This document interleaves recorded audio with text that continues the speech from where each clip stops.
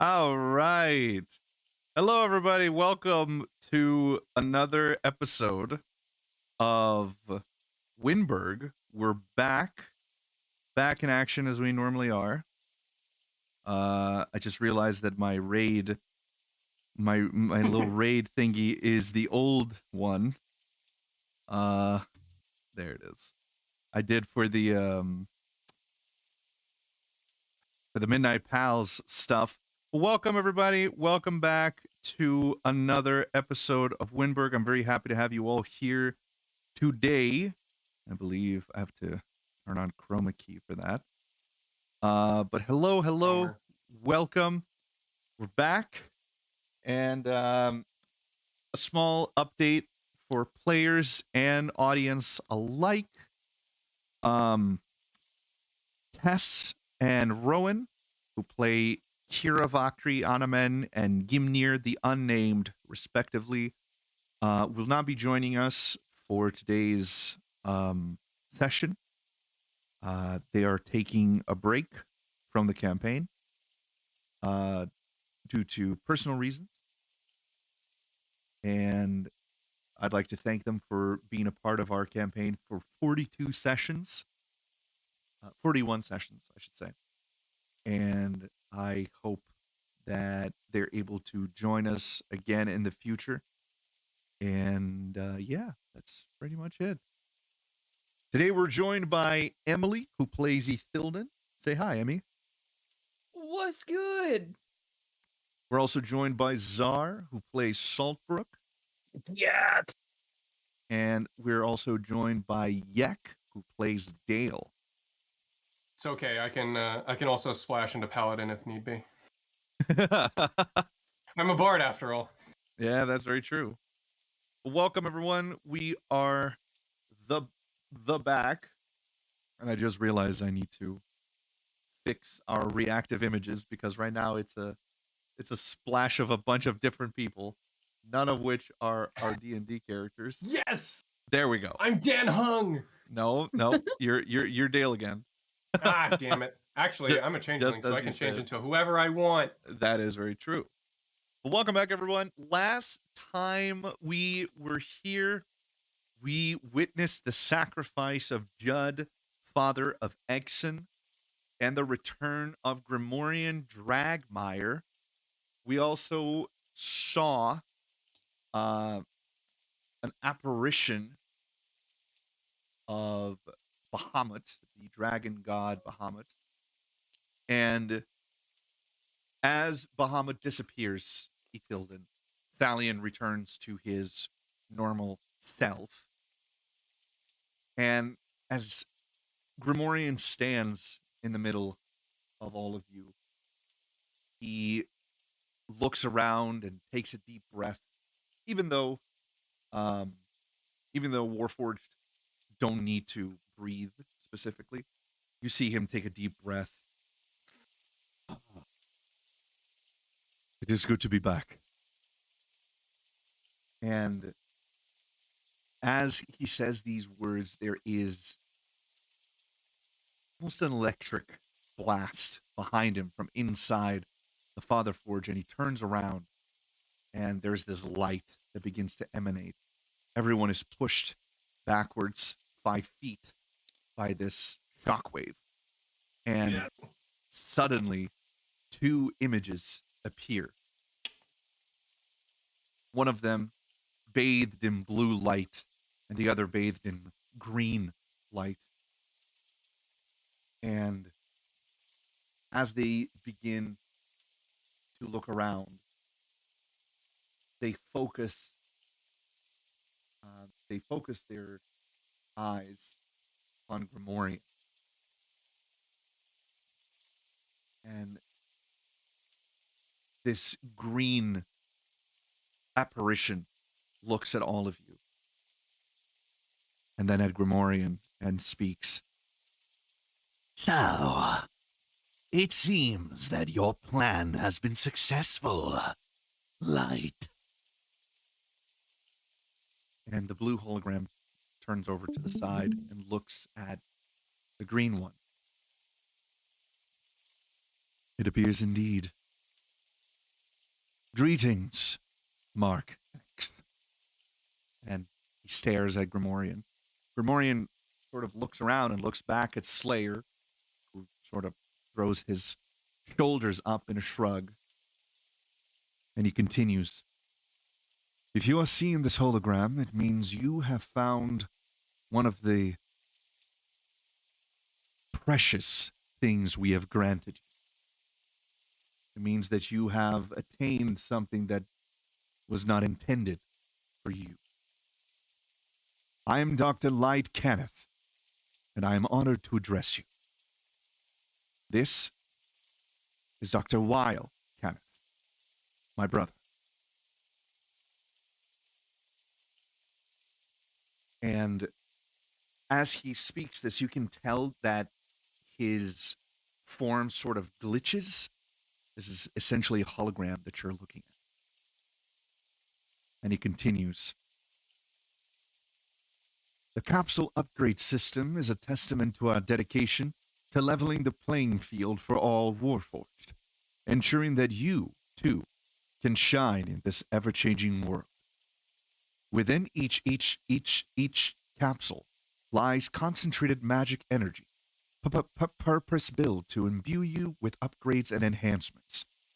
These capsules will grant you the strength and abilities needed to stand firm against stronger adversaries. But remember, my dear creation, use this power wisely. These upgrades are meant to aid you in your journey, but they are not without limits. Use them wisely and sparingly, for their energy is not boundless. And the message begins to play again. The same motions that they undertook before repeat, seem to be stuck in a loop. And suddenly, they vanish into thin air. Grimorian turns around to Slayer and asks him, do you have any idea what those meant? And Slayer produces a small pod. Ethilden, you have seen this before, same as you, Saltbrook. You both saw this during your battle with a Sararak here at the Father Forge. And Slayer dropped these when he seemed to have been killed. And Slayer hands it to Grimorian. And as Grimorian examines it, he asks Slayer, what are these? And Slayer looks over at you, Ethilden, and he begins to sign once again. He signs to you, I found these in what I can only explain as a capsule, the type of place that you would enter. And once I entered it, I heard their voices, the images we saw here. And I was granted these. I did not know what they could do, but they prevented me from death. I relay what he's saying out loud. Okay. Grimorian looks over at you, Ethel. And he speaks to Slayer. It stopped you from dying. That should not be possible. In fact, it should not be possible that I have returned. And don't get me wrong, I am very, very thankful that I am, but I should not be alive.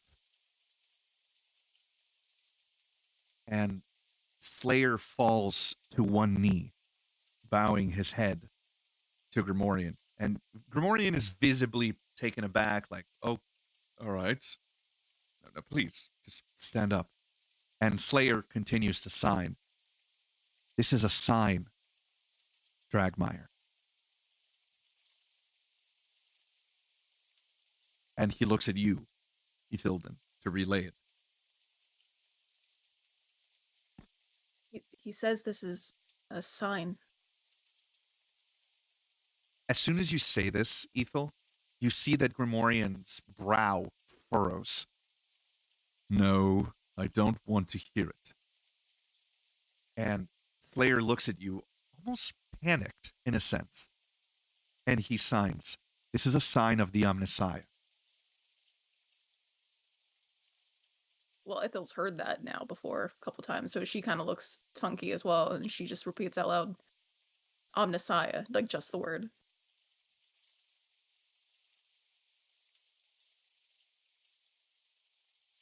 Grim hunches his shoulders slightly. And Slayer pushes Gimnir out of the way, and Slayer, very much trying to get your attention, just moves directly towards you and continues signing. And he says, "You have to tell him. He is the Omnissiah. He has completed the prophecy. He's refusing to accept it." I kind of like try to like put like a comforting hand out to Slayer, like, it's all right, my guy. And he says, you're denying that you fulfilled the prophecy. You are the Omnissiah. I fulfilled no prophecy. The Omnissiah already exists. It is a physical person. Slayer, you have met him as well. And Slayer, upon hearing this, he just shakes his head and he signs, "Yes, but he has not died and returned. Warforged do not return. You did." I repeat that out loud. Grimorian just shakes his head and says, "It's been a long day, and I understand your faith, Slayer, but I am not the Omnissiah. You are mistaken. Whatever transpired here today had nothing to do with the prophecy of the Omnissiah. I am just a regular Warforged, just like you." And Slayer just sort of throws his hands up in frustration. I've never seen him so emotional.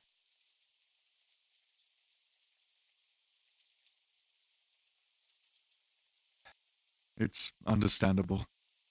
Most Warforged are very religious, especially those that come from our faction. So we've learned.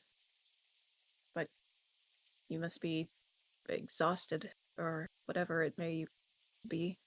I feel like I haven't been awake for years, if not decades. Feels good to be alive, I suppose. However, despite all of this, you have much to tell me. All of you have much to tell me. I've been able to keep up with all of you for a while, and I've seen most of what you've been through to bring me back. However, I have not seen everything. I'm sure all of you have very interesting tales to regale me with. Let's go home then. Yes. Let's go home.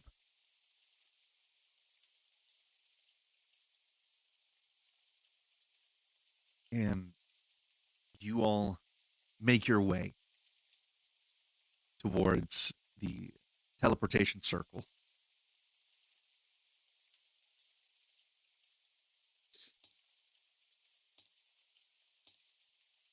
As you all begin to board Mochi's ship. And my new one. Yeah, and your new one. It's being towed behind. You see that Eggson Help. looks back, trying to understand what transpired, what happened.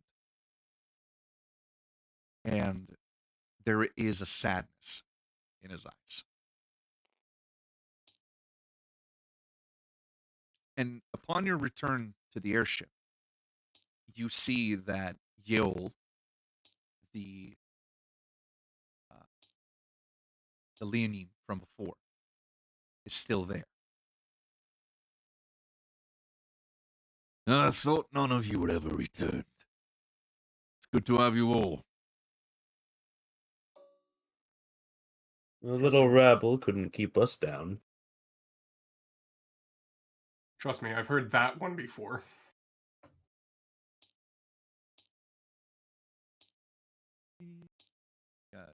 Judd? Nope, we don't have Judd Oh. anymore. Oh. He is risen. 2 resurrections in 1 day, baby. Sure, let's go for another. Let's go for another Hail Mary. Why Two, not? baby.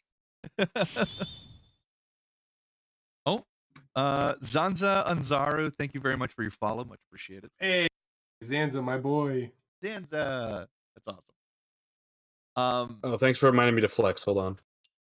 Oh, here we go. Yeah. Here we go again. How many months? I don't know. I have to log back in.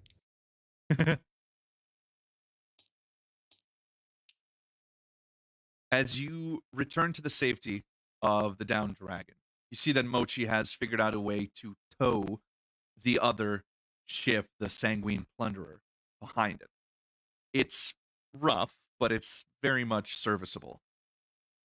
And on top of the ship, you see Grimorian looking around, his eyes wide.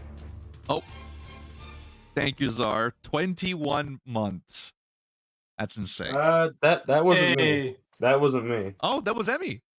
Yeah, you douchebag. I'm sorry. Ooh. I was expecting it to be Czar. That's my bad. Thank you, I've been there for sweetheart. way longer than 21 months. What the hell? Right? I Emmy, was rotate him. get rotated, idiot. And as you make it onto the ship, you notice that Yeol and Gimnir are talking in the corner. And Kira slumps down to the floor, taking deep breaths, and she seems so tired.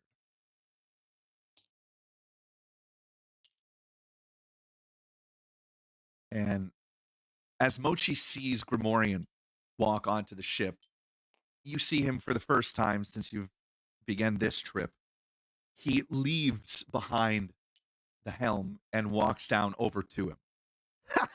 It is good to see you, kid. How you feel? It's very good to be back, Mochi. How are you? Just hanging in there. Got my ass handed to me by a weird revenant who used to be my friend, but doing all right. How about yourself? How's the old dragon man? You mean the Bahamut? Yeah, how's the old rascal doing? He's fine. He and I had plenty of time to talk. Good, good. So I'm assuming he told you, like, all the stuff you need to know? Well, not all of it, but he did clarify a few things. It's good to be back. And it's good to have you back. You're essentially my big metal son, so I'm glad to have you. So, where are we headed? And he makes his way back to the helm. And as Grim stands there, he sort of looks around. And he looks at you, Saltbrook, and he's like, I didn't notice this before, but your armor, it's new. What happened to it? It's actually quite old, but to skip the pedantics, it's a relic.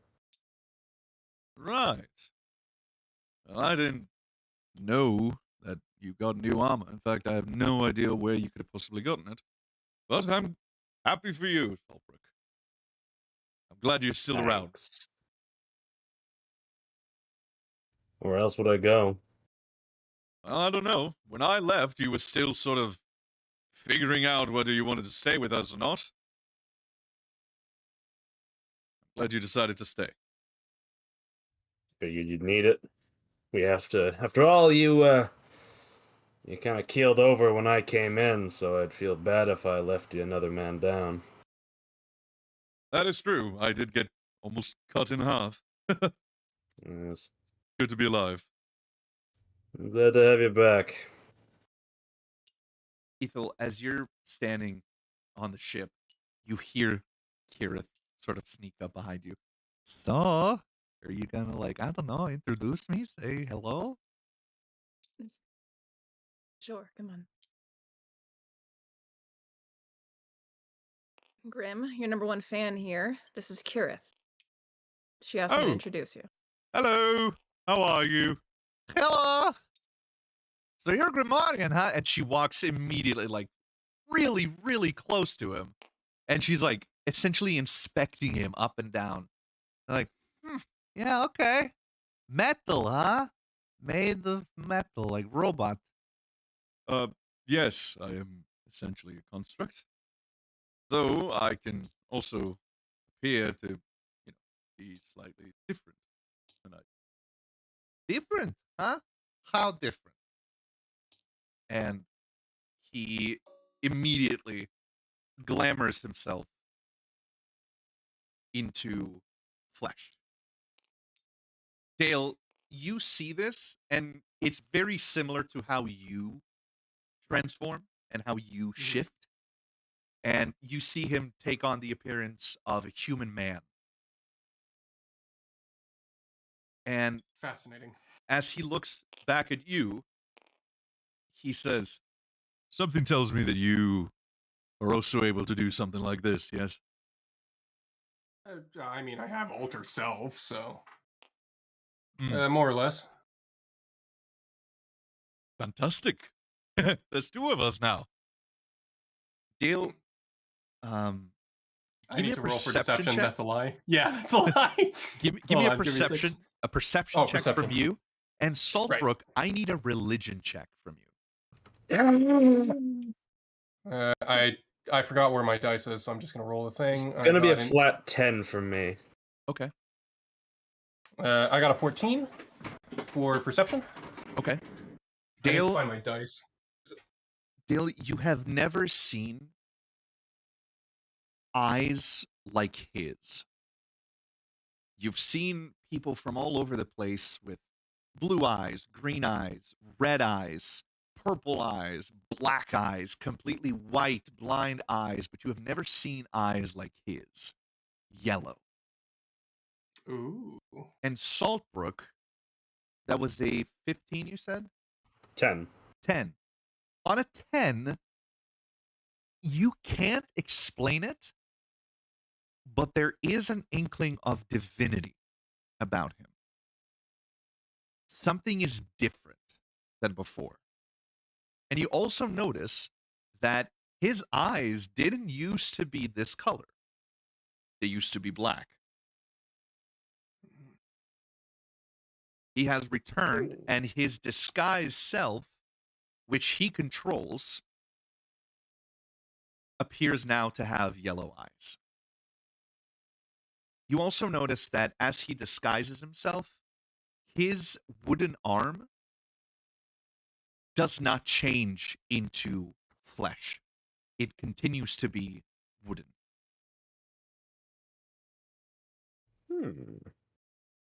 No. And he turns back around to speak to Kirith. And he reverts himself to his metallic warforged form. This real quick. Rod, really quick. Yes. Can I, as he's looking at me, can I roll insight real quick? Yes. What are you trying to figure out? Does he know? Does he know what specifically? You can message it to me. Well, does he know my true form? Because, Oh, sure. You can roll that. Yep. Well, I mean, I might know, but my character won't. Right. 19. A 19. You don't detect anything that would suggest that he knows what your true form is. Gotcha. You can tell that he knows that you are able to change forms like him. He detects a kindred spirit in being able to switch their forms. Gotcha.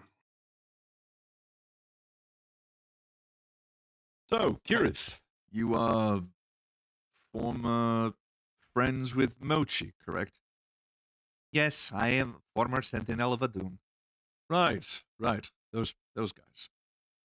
And he looks over his shoulder and sort of waits for approval from Mochi. Mochi nods and he says, "Ripley, correct? That is the Revenant." Kirith is visibly uncomfortable at the mention of Ripley, and Grim picks up on it. Right, I'm sorry, I shouldn't have brought it up. I apologize for that. I just want you to know, as long as I'm around, you're all safe from him. I'm going to keep tabs on him.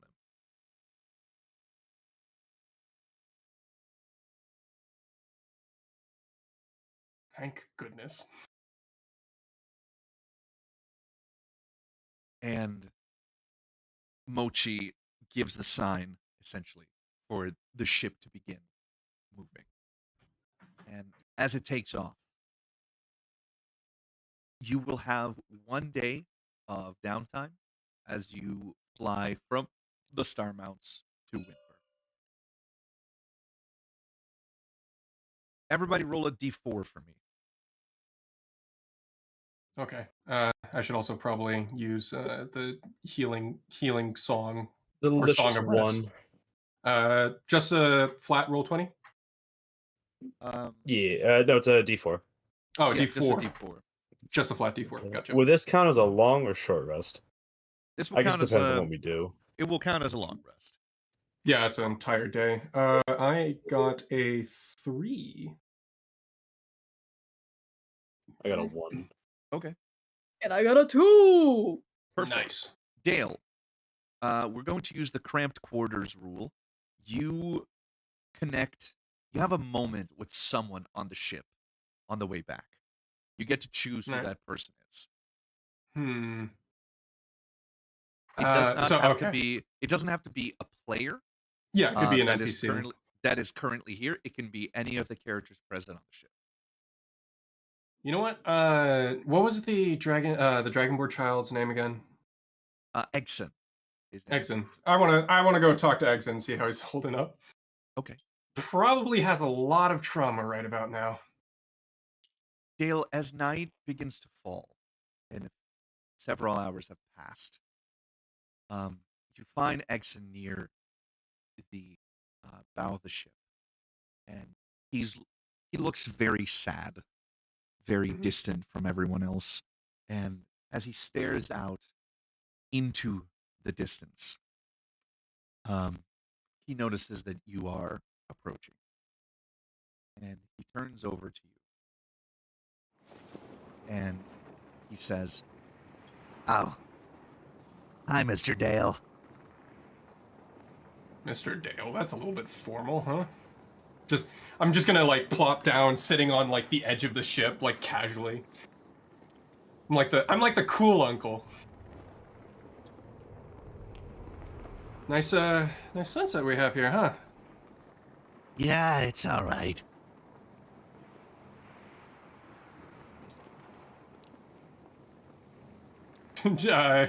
Dale's just like sort of like tapping his fingers. He doesn't really know how to do the whole like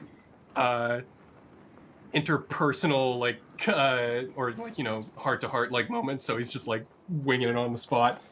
He's like, "So, how you holding up, champ?" Well, my dad is gone. And Mr. Grimm is back, which is nice. I just don't really know what to do. Yeah, I've felt a lot like that during my travels as well. You know, just sometimes their time is their time, and they just have to exit stage left. Mr. Dale, Yes. have you ever lost anyone?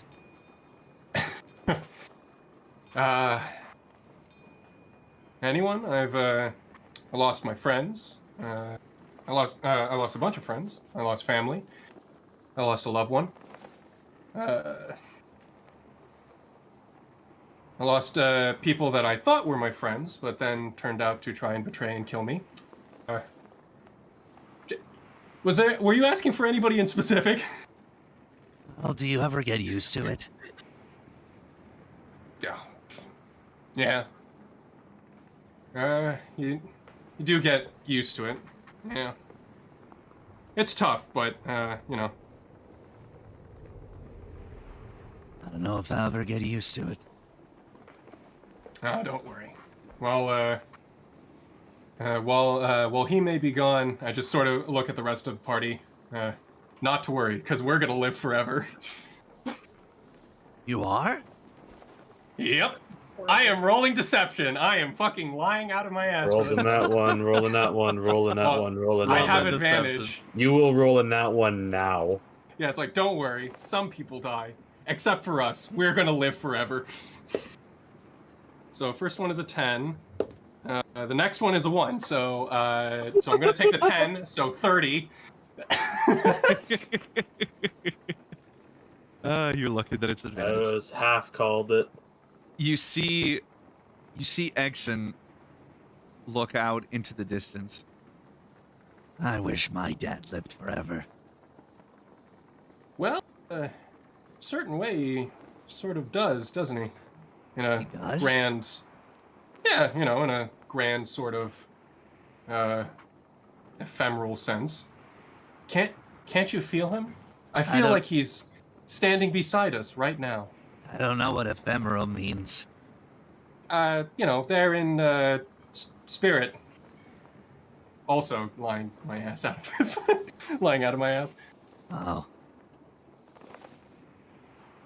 Well, I hope he's out there somewhere, and maybe he can see me. I'm sure wherever he is, he definitely can. If I am anywhere near this conversation, I'd like to give a side-eyed glance to Dale. I'm headcanoning that we Roll all- insight. Roll insight. Roll insight. I bet. Or would this be perception to hear me? Perception would be. Yeah, perception. But I'm not gonna make them Perception? roll. I'm not gonna make them roll. Eh. Oh, is it going to This be is like if fine. they? 18, babe. I mean, I'm not hiding it, so they definitely Yeah. would be able to hear this conversation. I am, however, lying out of my ass. I will not impede, but I would like for my dialogue to be known that I'm looking at you and knowing you are lying your ass off. Oh, I know. Don't worry. Slash me casts Big Boulder. All right, Ethel, you get a moment for cramped quarters with someone. Who will it be? I feel like it needs to be Egson after that. I feel it's just going to be Exit and Dale. Oh no. Dale starts. He's rambling his ass off. He's yapping. He's just yapping. I'm sitting I'm like curled up with Thali and up like the back of the boat, right? And I go, psst. Psst. And like wave him over. It's like a little bit. I'm gonna go talk to Aunt Ethel now. You Thank go. you, thank I'll- you for I'll talking teach you to how me, to- Mr. Dale. Yeah, come around again, and I'll teach you how to throw knives. Oh, okay. You promise? Yeah, it's definitely better. It'll definitely have more punch than the rock you threw. Okay. Okay, thank you, Mr. Dale. Yep. Did you hear that? He's gonna teach me how to throw knives. What do you have there, Exit? A knife? No! Whoa! Oh, it needs to be drawn immediately. Ethel, as Exon approaches you, you see him just sort of staring at Thalion, like wide-eyed. How are you holding up, sweetling? Oh, well, I shall return in a moment. Yeah. And Who'd you as you get? ask this, you just hear him go, and he just sort of hugs you, holds onto one of your legs. Oh, I pull him in a big hug. We curl up against Stallion where he's nice and warm, and I pat his head. I'm gonna miss my dad. I'm gonna miss your dad too. He was a great friend of mine for many, many years. But I think he knew, be it in his heart, perhaps he didn't have much time left. Portals, we don't get to live as long as some of them. I know. I knew it was gonna come eventually. It doesn't make it easier. No. You know, what doesn't make it easier what makes it even less easy is that I know that I'm gonna be a teenager soon. I'm not looking forward to that. Yeah, no, that's rough. I'm not gonna lie, bud. Were you a teenager once? Many, many moons ago, yes. I know I'm an old lady to you now, but hey, Wait, how old are you, Miss Ethel? I'm 125. Whoa. Am I gonna be 125?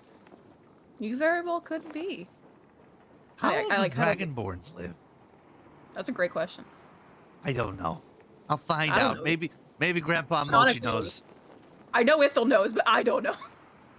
Yeah, I think that would be under common knowledge. I think dragonborns live up to like 500 years old. I was gonna say it's got to be like elven levels, right? Yeah. They live around 80, actually. They're not very Oh, okay. long-lived. I see. All I right. see. Well, But like 100 wouldn't be unheard of. Same with like human lifespans, right? Sure. How like 80 is the average, right? But Well- we regularly get 90 and 100-year-olds. Apparently, most Dragonborn prefer to die in battle than to suffer the infirmities of old age. Yeah, I feel Quoting. that.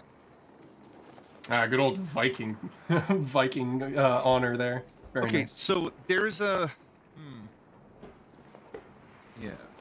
There's some weird consensus on it. Kobolds can live roughly for 120 years. Some people argue that because of that, Dragonborns would live longer. See, I would think so, based on pure, like, the dragon aspect. Yeah, I don't know either. Well, whatever Rod says, that'll just become canon now. I was gonna say, I'm leaning towards longer lifespan on the Dragonborn here, if we're taking votes. I don't know. Is that a thing we can do? I don't know. Can but we, I'm- Rod? Can we do lore by committee? Thinking we Or, I suppose. I mean, if you give me a good enough reason, like if you make it, realistic of sorts, I'll allow it. I'm gonna say realistic in the sense that I'm gonna say- a dragon. I'm gonna say Dragonborn live to be roughly at around 150. All right, fair enough. I concur. Yeah. Especially Eggson being an ancient Dragonborn and all. Well, Yeah. I told him he was going to live forever, so Yeah, I would have 150. been, because I thought Vertucci was like, pretty up there in age, kind of alongside me. Vertucci was, yes. Vertucci is 400 years old. Was. Yeah. And he was an ancient dragonborn, so yeah, that's where we're getting the long life from. Okay, whatever. Doesn't matter, I guess. It's a matter of lineage. We'll see how long he lives. Yeah, whatever. I hope I get to be 120. That'd be cool. I'll be an old man. I have a big beard. Big bushy beard. It's like Mochi. I think you will. Thank you, Miss Ethel. Means a lot to me. Yeah. You want to cuddle up with us tonight? Yeah, okay. I'll do that. I return. And he runs over to Thalion, and he struggles to lift his wing, and Thalion wakes up and sees it and just lifts his wing up for Eggson to curl up. Yeah. And it's and like as yeah. Eggson Yeah, gets go ahead. in there, Thalion lowers his wing and just sort of snuggles him up. My two little red dragons. I imagine it's like a big dog when a child is playing with him, and then the dog is Right. just sort of standing there. It's like, what? Oh, okay, sure, whatever. It's like the Essentially. Saint Bernard where the kids start hanging off him. Yeah. Yeah. Next up, we have Saltbrook. Yes. Who would you like to talk to? Seems like Eggson is distracted LARPing with the dragon. Confront Dale the liar. Not the existential dragon LARPing. No. No. I think I will walk over to Dale. Oh my god. Yeah, I'm just sitting on the side. I'm still sitting on the side. I'm actually going to be playing with a knife in preparation to teach Teach the teach boy. him how to throw knives. Teach the boy. Yeah, I mean, hey, he's got to learn. He's got to learn new skills, probably. Maybe he'll join a circus like I did at one point. I imagine this isn't you talking out of character. You're rambling to yourself right now. Yes, it is. Totally, 100%. I heard So- what you were saying to the boy. Yeah, which part? Living forever? Really? Oh, yeah, that. It's, kids. Kids that just watch someone who couldn't live forever die. Oh, it gives him hope if he knew that we couldn't die. Doesn't give him hope, it gives him false reality. False hope is better than no hope, I find. I disagree with that sentiment. Agree to disagree, then. No. Slash me consumes you. Yumby.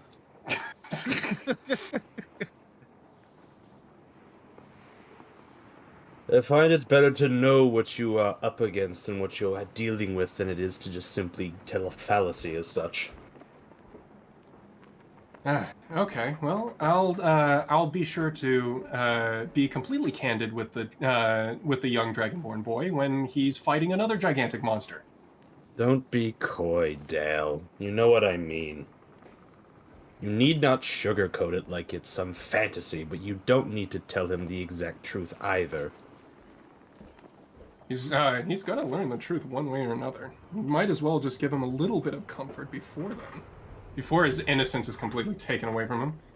It just was. He watched his father die before his very eyes. So, again, minor comfort. And there's no comfort in that sort of lie. Yeah, he seems to be pretty comfortable right about now. Looking over at him sleeping next to the dragon. He's playing with a dragon. Who wouldn't be excited? Touche. All right. We'll leave that there. Yes. You all notice that towards the end of the night, you see Gimnir leave the side of Yale and walk over to Kira. You don't get to hear the exchange, but for the first time in a while, you see Kira, after they speak, you see Kira give a slight nod, and she hugs Gimnir. They hug for about a minute. And once they let go, Gimnir walks back over to where Yol is and gives him a nod. Yol offers his hand, and the two shake hands together. When you look back to Kira, she seems to be visibly distraught.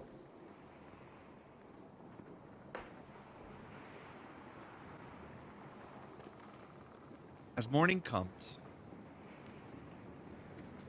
you see the sun rising in the east. Sorry, rising in the west. That's how things work in Fairy. You could have just said that's how it works in this world, and we totally would have believed you. Yeah, no, it rises in the west. Yes. All right. Perfect. As the sun begins to rise over the Sword Mountains to the west, you all see Wyndburgh beneath. And as the ship begins to descend, you all wake to see Grim looking down from the side of the ship. And as he is staring down, you see him transform into a human and take a deep breath.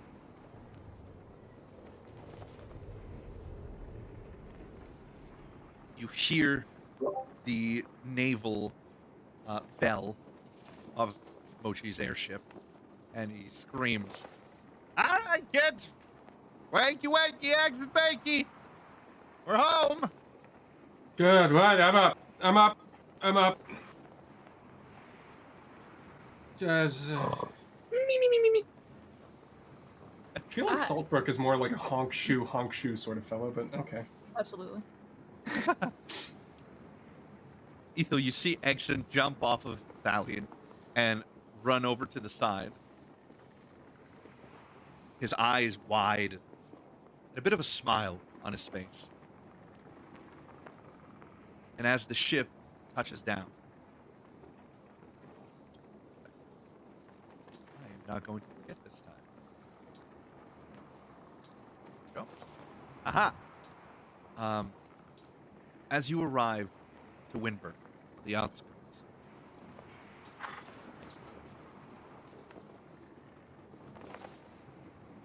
you see a large group of people staring and waiting by the northern gate of Wyndburgh.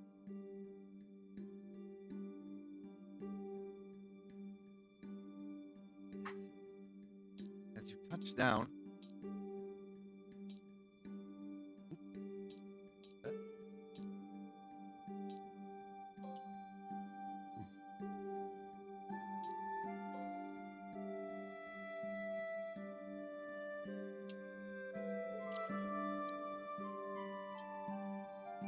I know he's tall, but that's a little bit too much.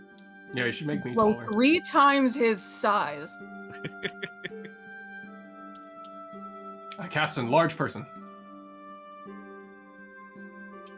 Don't joke, Emily's gonna like that.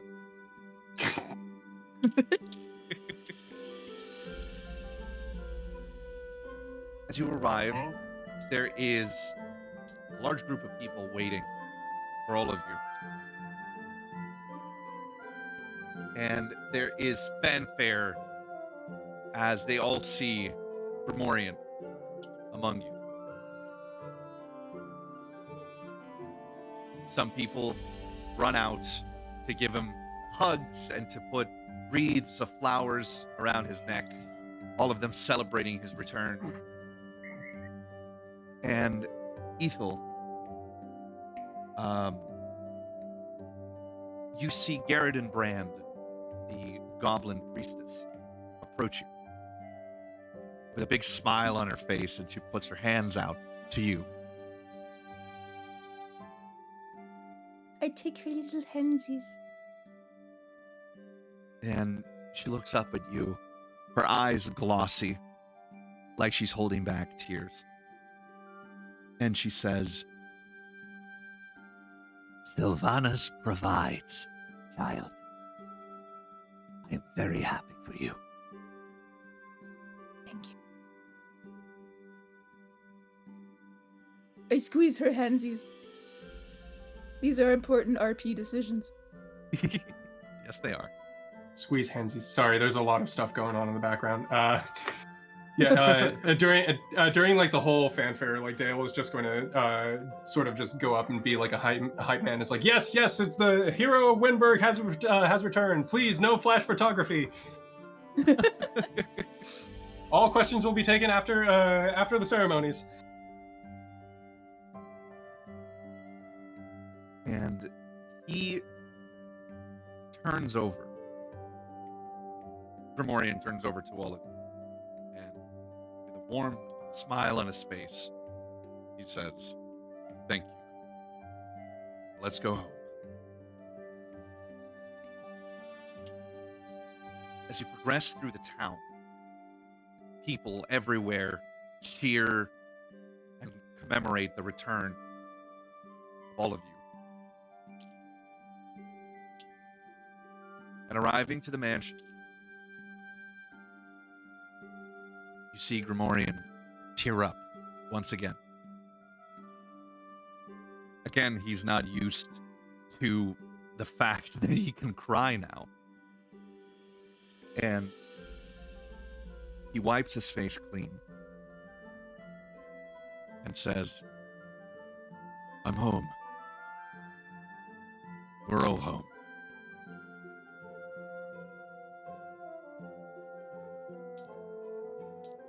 My friends, Chapter 2 of Wyndburgh has been completed, which means it is time for Chapter 3 to begin. What? I never would leveled you- up my character sheet. I know, you should have done that. Shut up. I added alert to my list of feats now. So you can't surprise attack me anymore, Rod. Very true. My question to you is, what would you like to do? I think it's about time for me to go to pick up a whole ass version of the fantastic Wyndburgh or the Faerun Deliverer and see what's going on in the local news. Okay. I should try. Egats! Good lord. Just having like your morning cup of coffee while reading the Faerun Deliverer, and then what the? So, Saltbrook, you're gonna head over and try to get a copy of the Deliverer. Yep. All right. See? I'm going to implant an espionage connection inside the Faerun Deliverer. All right. Sneaky, I like it. Well, I mean, I do have criminal connections, so. That's what we like to see, baby! Okay, I gotta see if I can fucking screen again. Be changeling, do crime, as the old adage goes. Yeah, maybe I can get connections to like a corrupt reporter or maybe a editor. A scheming editor. Destruction of your general existence right now. We shall create a tabloid section to be filled with nonsense gossip. No! You cannot slander them like this. We will call it a magazine for people to read. A people's magazine, if you will. Oh No! my god. Okay, I may not have the best AC, but I got 100 hit points and I live by that. I have 51 hit Quite points. literally, but, actually. you know. How do you have Yeah, more let me- health than I do?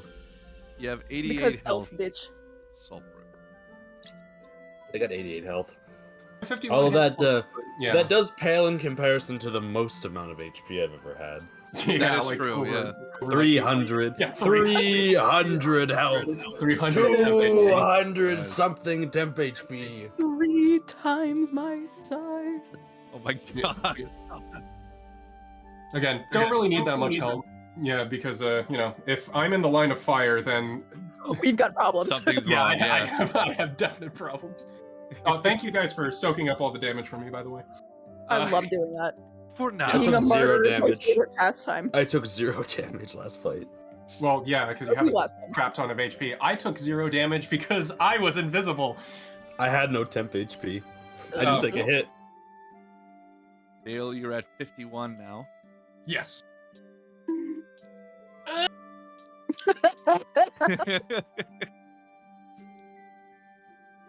Means Rex has 80, I have now adopted 3 reptiles, but and I know how to hypnotize one of them. Oh, okay. with the shinies. The shinies. No, all you have to do is just give the bearded dragon like a nice little mealworm, and he'll just stare at it. You can hypnotize and not parry it, Zar.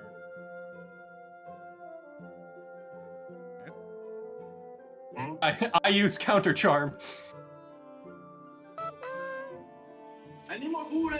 Hey, there it Skull emoji. is. Silence, you heretics. Anima bully. All right. So, Zar, you were serious about picking up a new Yes. all right. As you have said it, so it shall be. Etho, give me a perception check, please. Always, King. Oh my god, it's my favorite time of the session when you ask me for a perception check. It's not D&D where people are 18. actively asking for perception checks, and when you encounter every room. You said 18? Yep. Yes. Okay. Etho, You perceive nothing. you notice that Grimorian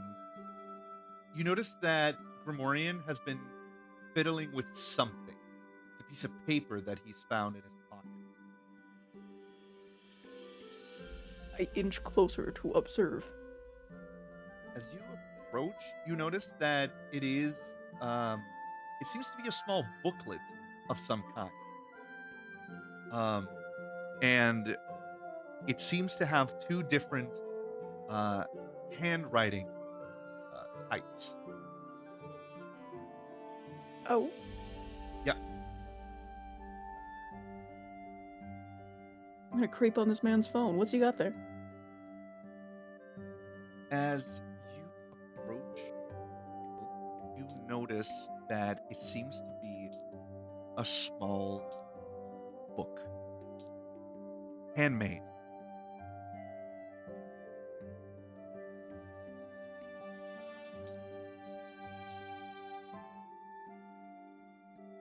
And he notices that you are staring. Grimorian asks, Nuh-uh. hello. Would you like to take a look? She just kind of nods. Well, I found this in my pockets.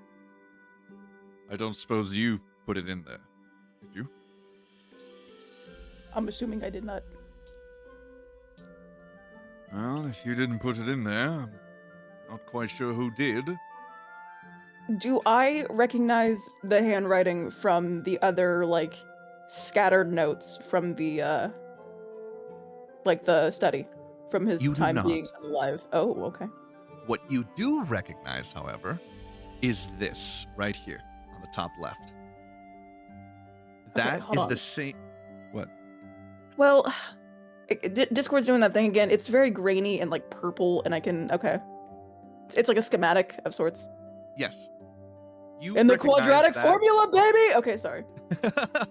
You recognize that as one of the upgrade capsules that Slayer had. It's the same shape.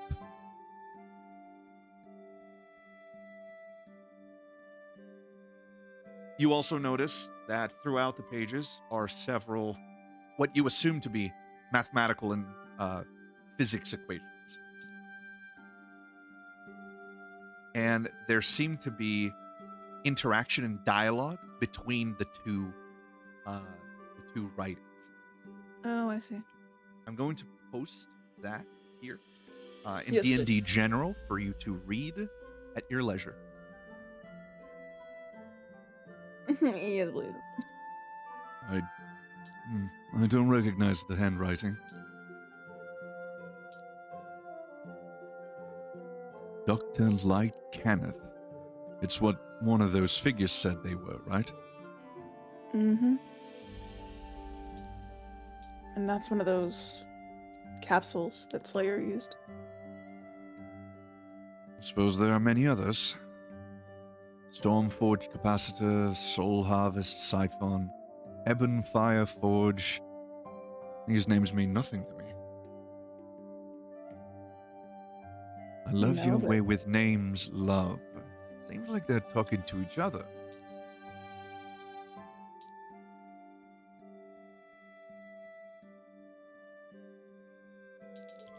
Suppose I'll need to examine this further. Solbrook. As the others make their way into the house, you break off and you head down. You head down to the market.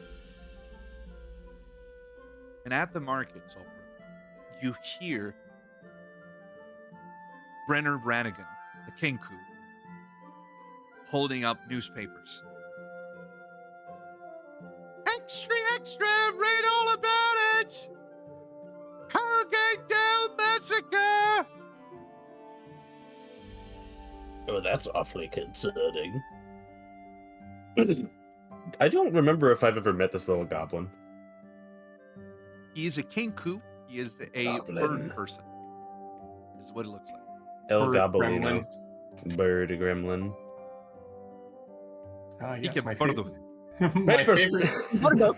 Papersmith, give me one of those. Oh, hey, Mr. Saltbrook. How you doing? None of that came through. I heard you from the living room, but none of that came through. Oh, hey, Hey, Mr. Saltbrook, how you doing? Well enough, you. I'm all right. Want a paper? That I would. How much do I owe you? 5 gold. What? 5 gold. 5 whole gold pieces for a newspaper. Listen, man, I gotta eat. You paying or what? That's quite a lot of gold for a newspaper, son. Well, seems like you want the news quite a lot, too. Insight. Yeah, insight. I want to do an insight to see if he's scamming me. Okay. Roll for insight. That's gonna be a 21. A 21. Yeah. You can't tell if he's scamming you. What do you mean I can't tell? What Just kind of heard operation it. you running here, pal? You heard me. The fuck you mean? Listen, old man. You either want the paper or you don't. 5 gold. I'm not paying 5 gold for that.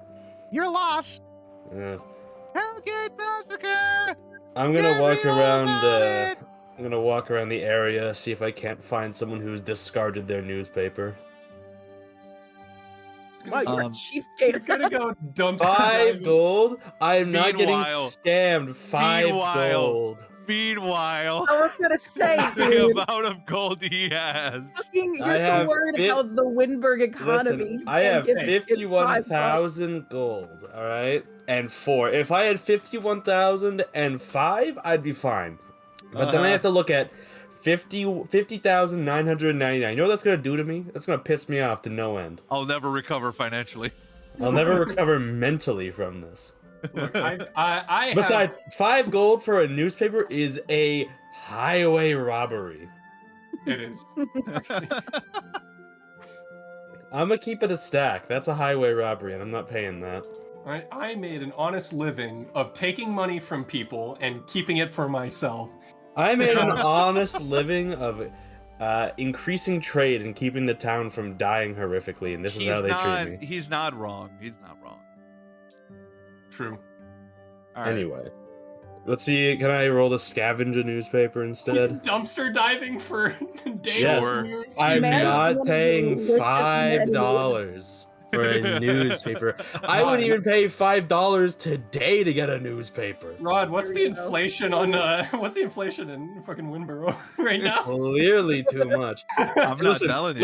Listen. Oh god. A typical newspaper where I live is like $2 at most for a single God. issue. Tabletop Sim just crashed. Skull. That's This how is what cheap happens you when are. you try to haggle me. This is alright? how cheap you are. I have flown over in my gold-plated jet to unplug your internet for spiting me like that. Yeah, how about the Kenku try pulling himself up by his bootstraps? He has no shoes. Well, that sounds like a him problem. That He's a sounds like street him, bro. urchin. Listen, Skill exactly, he's issue. scamming Not me. buying- not Skill buying issue? That products. is so true. Skill issue. He has clearly not tried pulling himself up by the straps of his fucking Oh feet. my god. Has he tried starting the game with 12,000 gold? I don't think Has so. he tried investing tried in being a profitable trade real- routes? Has he tried being a player? Gold loan. Has he tried being a player character? Maybe Very he should have. nice. Maybe he should have invested in Electrum coins. Oh my god. Anyway, Oh, gee, good lord. What do you want me to roll for finding paper? investigation for me. Yeah, that would okay. be an investigation check. That's gonna be a 15. Okay. On a 15, you notice a very distraught old woman placing her newspaper down into the trash a block over. By chance, is this the same old woman that I had to scry for? Yes. Oh, how convenient. I'm gonna. I'm glad that you remembered that because that's what I was going for. Yes. Anyway, I'm gonna go take that unwanted newspaper. As you grab a hold of the newspaper and open it, the following is written on it. Faerun Deliverer, edition 902. The Hellgate Dell Massacre. Citizens of Hellgate Dell killed in cowardly massacre. Confirmed death toll continues to rise. In a shocking turn of events following the recent stalemate near Hellgate Dell, independent journalists and correspondents from the Faerun Deliverer awoke to a grisly scene of unprecedented horror. A massacre that claimed the lives of over 3,000 civilians. The blame is placed squarely on the Coalition and Sylvanian forces, alleging a northern flanking maneuver that went tragically awry, leaving innocent lives in its wake. Hellgate Dell, once a city caught in the crossfire of the ongoing conflict between the Federation and the Coalition, has now become a symbol of unspeakable tragedy. The aftermath of what is now being referred to as the massacre at Hellgate Dell reveals the somber reality of war's impact on the civilian populations. Eyewitness accounts and evidence gathered at the scene point to a deliberate and brutal assault on the civilian population, the victims, many of whom were already weathering the hardships of war, were caught in a merciless attack that spared no one.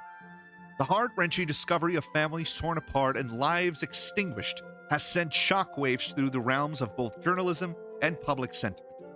The Faerun Deliverer condemns in the strongest terms the actions of the Coalition and Sylvanian forces, urging an immediate and impartial investigation into the circumstances surrounding this heinous act.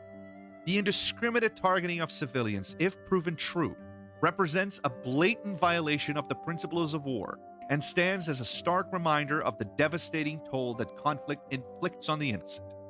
In response to inquiries about the incident, a statement was issued by the Secretary of Commander Hasufeld, Supreme Commander of the Coalition forces.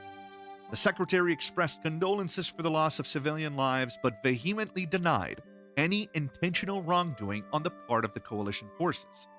The Secretary cited the complexity of the battlefield, the proximity of the conflict to urban areas, and the difficulty of differentiating combatants from non-combatants as contributing factors to the tragic event. The international community now awaits further developments and investigations to shed light on the circumstances leading to the massacre at Hellgate Dell. The stark contrast between the conflicting narratives of the incident underscores the urgency of an impartial inquiry to uncover the truth and hold those responsible accountable for their actions. As the death toll continues to rise and the city of Hellgate Dell mourns its fallen, the massacre serves as a sobering reminder of the devastating impact of war on civilian populations and the imperative need for the realm to strive for a peaceful resolution to the ongoing conflict. Below, Whispers of War, Lyral Silverhand drafting formal declaration. In the hallowed halls of Waterdeep, a city accustomed to the ebb and flow of politics, rumors swirl like shadows in the night. The latest murmurings that have set tongues wagging involve none other than Lyral Silverhand, the esteemed Open Lord of Waterdeep, who is said to be in the process of drafting a formal declaration of war. What adds a seismic twist to the tale is the recent proclamation that has elevated Silverhand to the position of wartime president of the Federation. The news has sent ripples through the Sword Coast, prompting citizens and political analysts alike to ponder the implications of such a significant shift in leadership. Silverhand, known for her astute diplomacy and measured responses, now finds herself thrust into a role that demands decisiveness and resolve as the Federation faces escalating tensions on its borders. The specifics of the alleged declaration remain shrouded in mystery, with whispers suggesting that Silverhand, in her new capacity as wartime president, is carefully crafting a document that will outline the Federation's stance and intentions in the ongoing conflict. The move signals a departure from the Federation's previous strategies, emphasizing a more direct and forceful approach under Silverhand's leadership. The choice of Waterdeep's Open Lord as the wartime president underscores the gravity of the situation, as this prestigious position traditionally holds significant sway over the Federation's military and strategic decisions. While Silverhand's transition to a wartime role may be unexpected, it reflects the urgency and seriousness with which the Federation views the current state of affairs.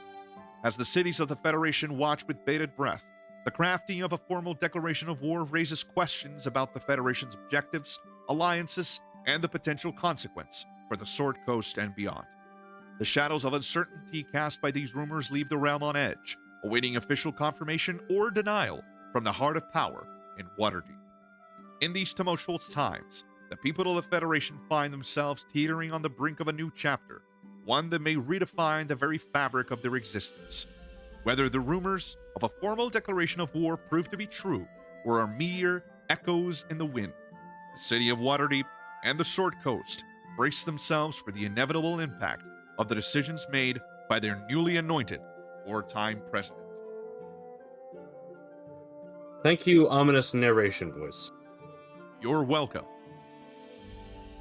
What I'm getting from this is that I might need to change my name again.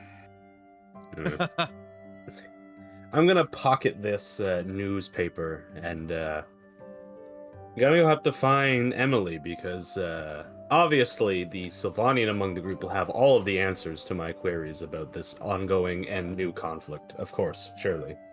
I'm sure I do. Surely. I definitely understand politics. Surely. Meanwhile, touch back Philly. at the homestead. Wow. I actually selected the thing that I have been trying to select for like forever. Yippee. Immediately. Yippee. Yippee, I suppose. That's the power of meanwhile. Yippee. Yippee. Meanwhile, in the Fortress of Coombe. Whoa! I didn't sign up for that. That was not in our veils and barriers talk from before. Hold up. Rod, is there a safe word? Pineapple. The safe word is the safe word is Fortress of Coombe. Safe word, officer. Safe word is police brutality. It's a pretty good safe word. As you all approach the entrance of the house, except for Solbrook, he is not here. You see Gimnir head in before all of you. And as you walk in, you notice that Stormskull tried to speak to him, and he did not stop.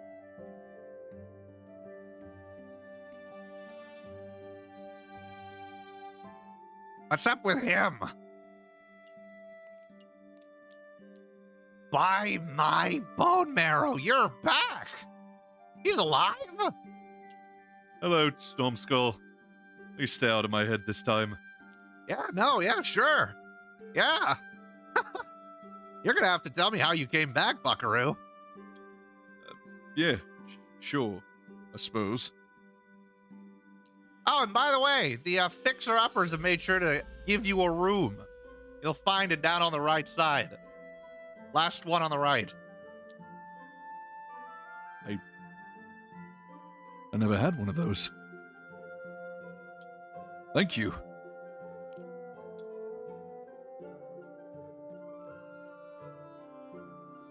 And Grimorian just goes down the hall.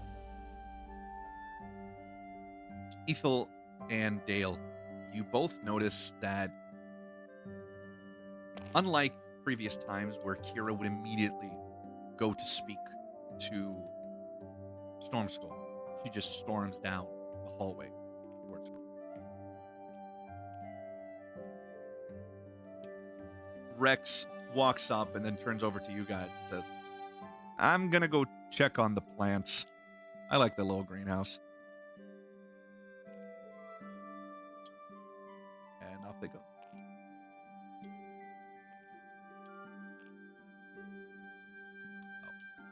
Oh wait, I don't realize. Do I have a room as well? You do? Okay.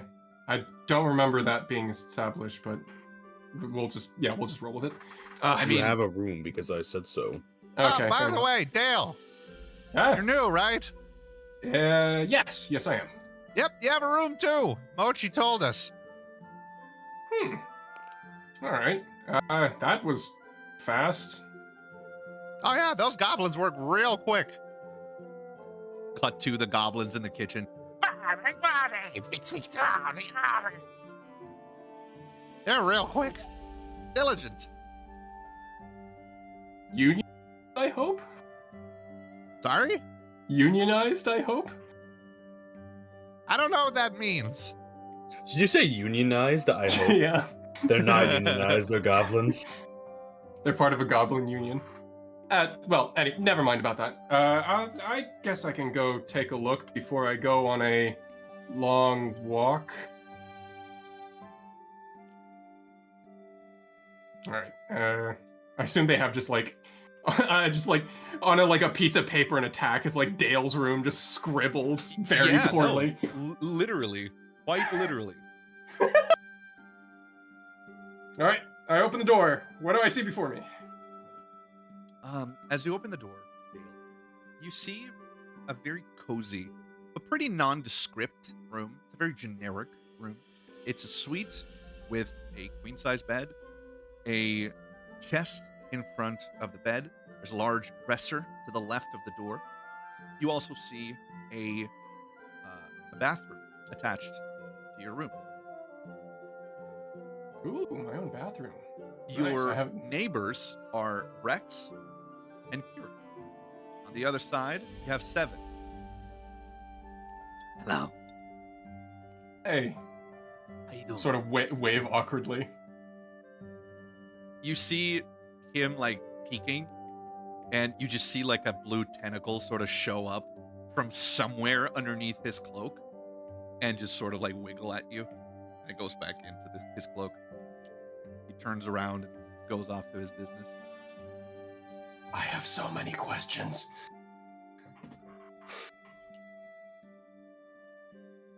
This is your room, Dale. Yes. I'll first, put all of my stuff that is in my chest into the chest inside my room, which is including a lot of clothes, both men and women's dresswear, and like a lamp, some other stuff, pen, essentially everything in my chest we'll just put in there. $19 Fortnite code. Who wants it? I'm giving it away. Oh, that's how I'll bribe the Faerun deliverer with a $19 Fortnite card. Thank you, Saltbrook. Let's go. Who wants it? More Fortnite. Okay, so after all that, I'm going to go outside and take a long walk. And by long walk, what do you mean? I put that in quotations mark, but I realize that I am just a voice, so you can't see that. I'm going to essentially try and put some criminal contacts inside the Faerun deliverer. Okay. Yeah. You are not immune to propaganda. No, that's why I'm going to. That's why I'm going to infect my way into the propaganda. Ethel, as you stand in the main hall, you stand next to Kirith.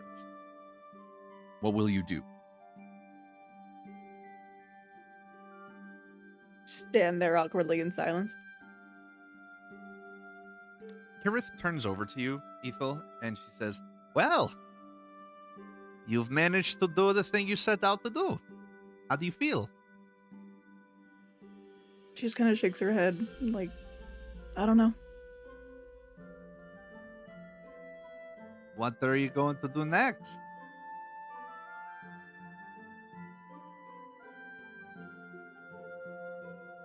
Loaded question, Kareth. Well, I have some letters that I need to post. So I need to know how Wetherson is doing, how Dupre is doing. And hopefully check in on Mimi as well. Haven't seen her in a while.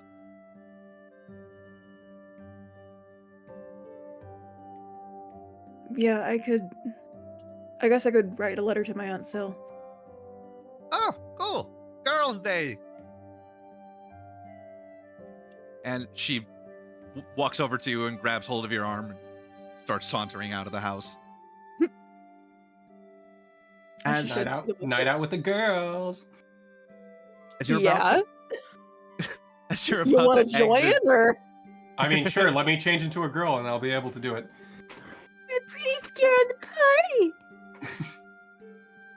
party. I can. By the way, Rod, I can 100% do that. I know. I don't doubt it at all. Well, I have the dress for it. You hear that, Dale. You hear that they're gonna go out, essentially in a girl's timeout. Would you like to join in? No, but do you know what I could do? What?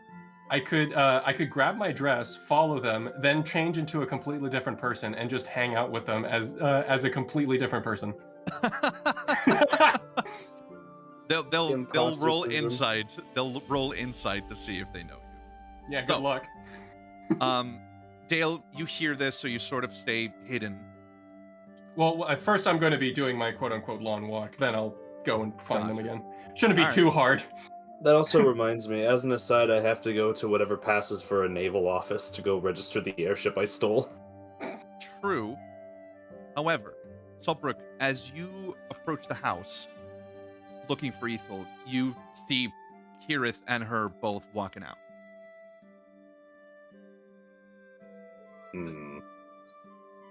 Do I, A, go bother them, or B, let them enjoy the night for a bit? This can probably wait, so I'm gonna go do my task. They can get some time away from reality and hard work for a bit. We all need a fucking break from reviving Grimorian. All right. I concur. And I need to go swindle more people for money, so, you know, I got things to do. Isn't Ethel- isn't that my job? That's my job. Oh, Ethel, okay. you watch as Saltbrook stops in front of you, doesn't say anything, turn around, and keep walking. Yeah, that checks out. All right, come on, off to the post office. And off you go.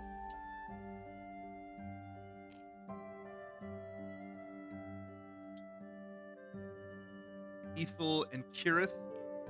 Let me remember where things are. Okay. Ethel and Kirith, you go over to the town hall where the post office is located.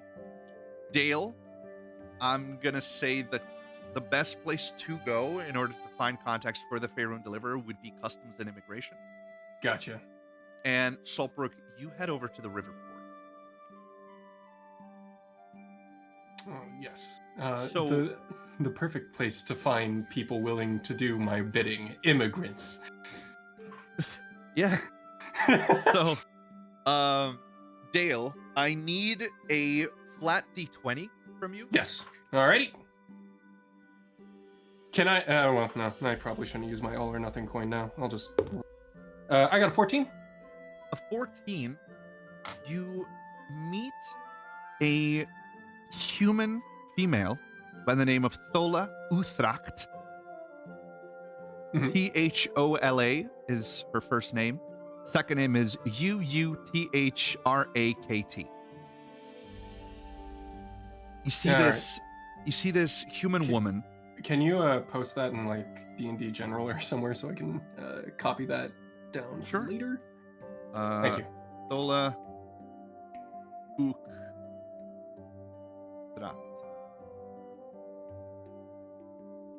Uthracht. There.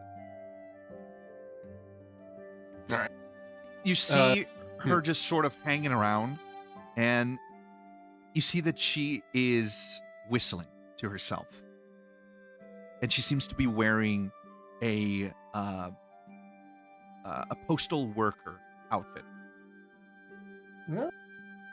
She's a very tall and slightly skinnier than average woman with sunburned tan skin. She has a diamond-shaped face with bright green eyes, and she has mid-back length curly gray hair. So, I'm assuming if I could like surmise that she is essentially like a mail lady for the deliverer. You could Actually- surmise that she is the type of person that works with the delivery of the deliverer itself. Okay. Yes, the deliverer of the deliverer. Who delivers Yes. the deliverer? She does. Well, can I roll like history to surmise more from that, or? Yes, you can Okay. attempt it. Oh, whoops! I got a 10 plus 10, so that's 20. Okay. You realize that from looking at her, you surmise that she has something that she is very ashamed of, that she hides constantly. She has a I was like, shameful was- or scandalous history, and she's willing to do anything to keep it secret. Okay. Do I know what it is? Do I know like any specifics of it, or?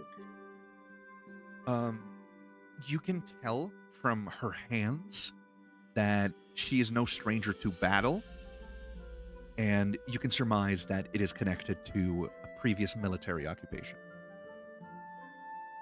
Okay.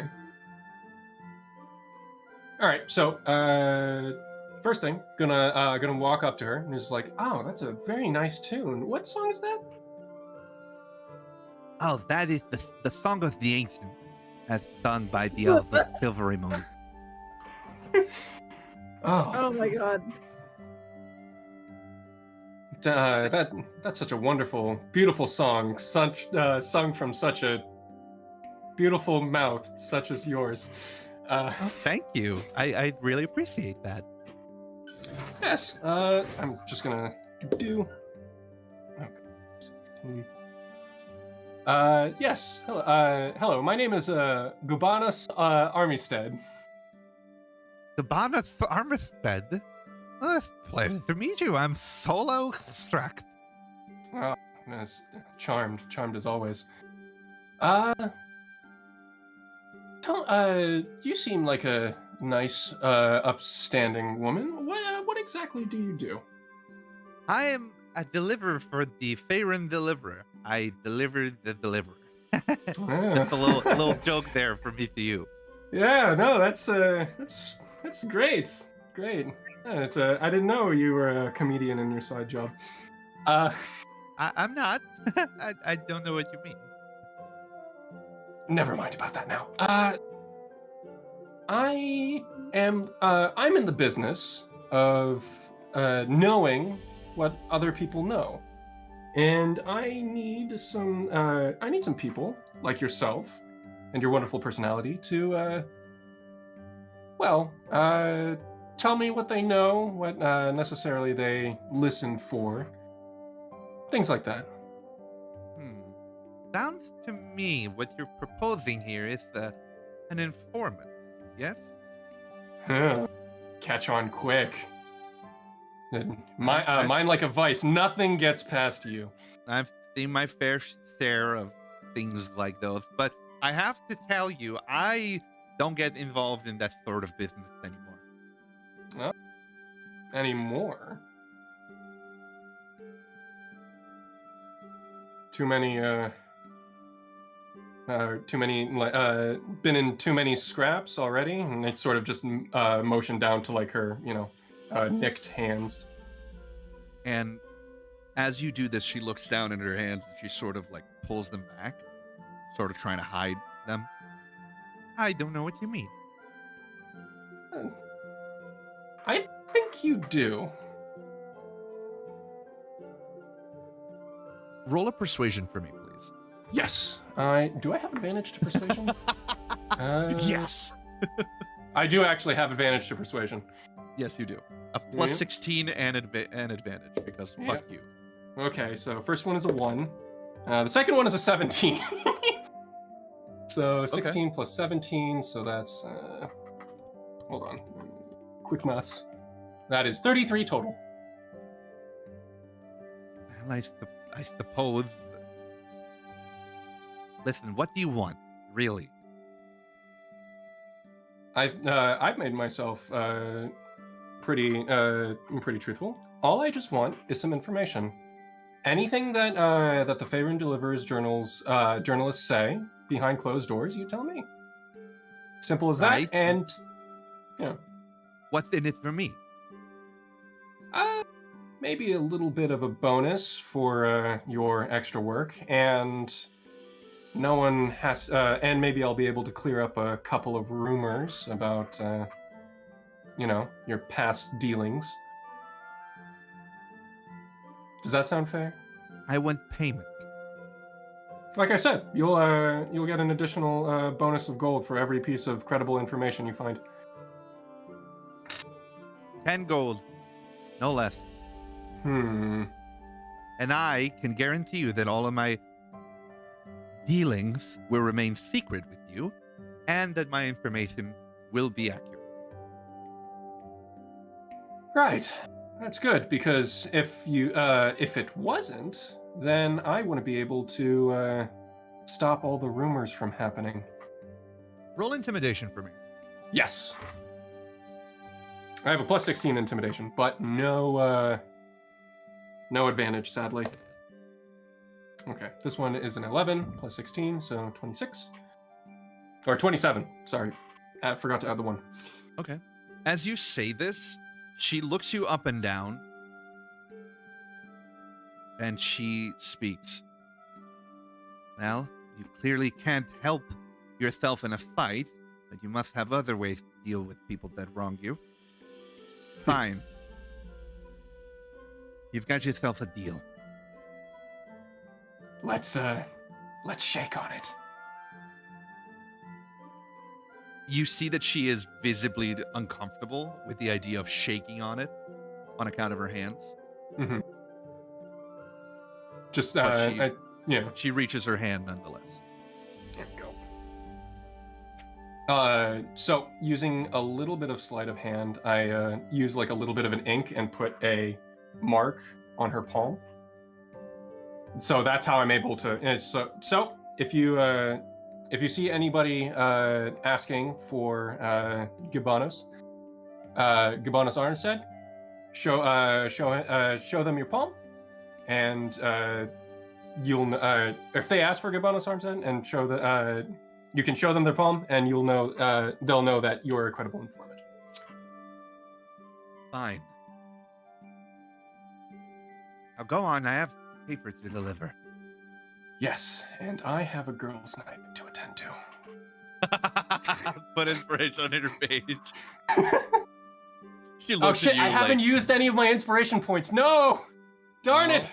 You're up to 3 still. She looks at you very confused because you are currently appearing as you're mask presenting. I'm mask presenting, baby. Yeah. And she just sort of like cocks her head to the side, rolls her eyes. Yeah, no, I just like sort of blend into the crowd, and as soon as like I just disappear. Saltbrook. Josiah. Saltbrook. Saltbrook. Do you hear me? Hello? If we lie to the dragon, if I lie to the Dragonborn again, he might show up. Czar, are you there? Buddy, old pal. We could just skip to girls' night. Yeah, fine. We'll skip All right. girls' night. So, before we do that, I'm gonna wear like an elaborate dress. Going to should I do the changing first, or after they sort of introduce their girls' night thing? I'd say let them have their thing first. Gotcha. Ethel. Yeah. As you stand inside of the post office of the town hall of Wyndburgh, it's this very spacious location. You can tell that this, and not just tell, but you were present for when it was much more bustling than before. And you notice how empty it is. You remember when it used to be full of people before the Federation's airship routes sort of turned Wyndburgh into a bit of a ghost town in terms of trade. And you do see more merchants than a year ago, thanks in part to Saltbrook's trade routes. But it is still pretty empty. As you write your letter, what is it that you're going to send to your aunt? Well, I'll check and say hi. First of all. And kind of hint at, the thing that I needed to take care of has been taken care of. Okay. Finally. So you're writing this in sort of code? Not necessarily code, but, just what I needed to do that we discussed has been taken care of. Okay. But I would also like to ask her for information on the family, right? Like, stuff about Mom and old Drake Wardens of Sylvania. Okay. So just general information about your mom and Sylvanian Drake Wardens.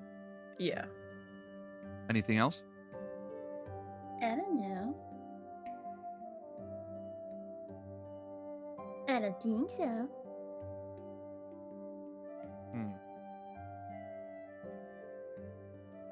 Okay.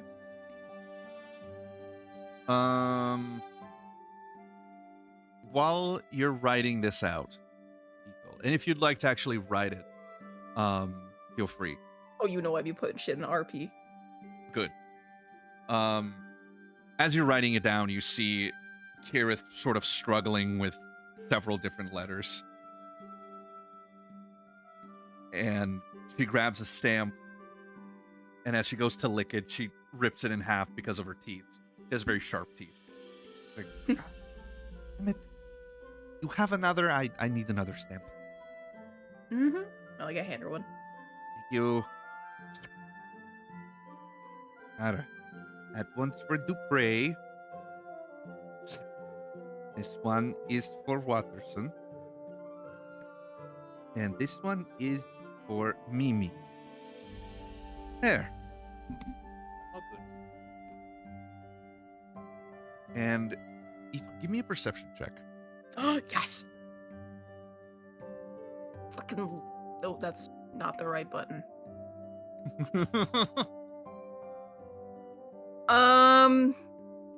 How funny is a nat 1 in this situation? Or should I reroll? If you have inspiration, you can re-roll it. Oh, I no. can and I will. That just makes me angry. Nothing slips past me. 15. All right, there we go. On a 15, Ethel, you notice that there is a fourth letter.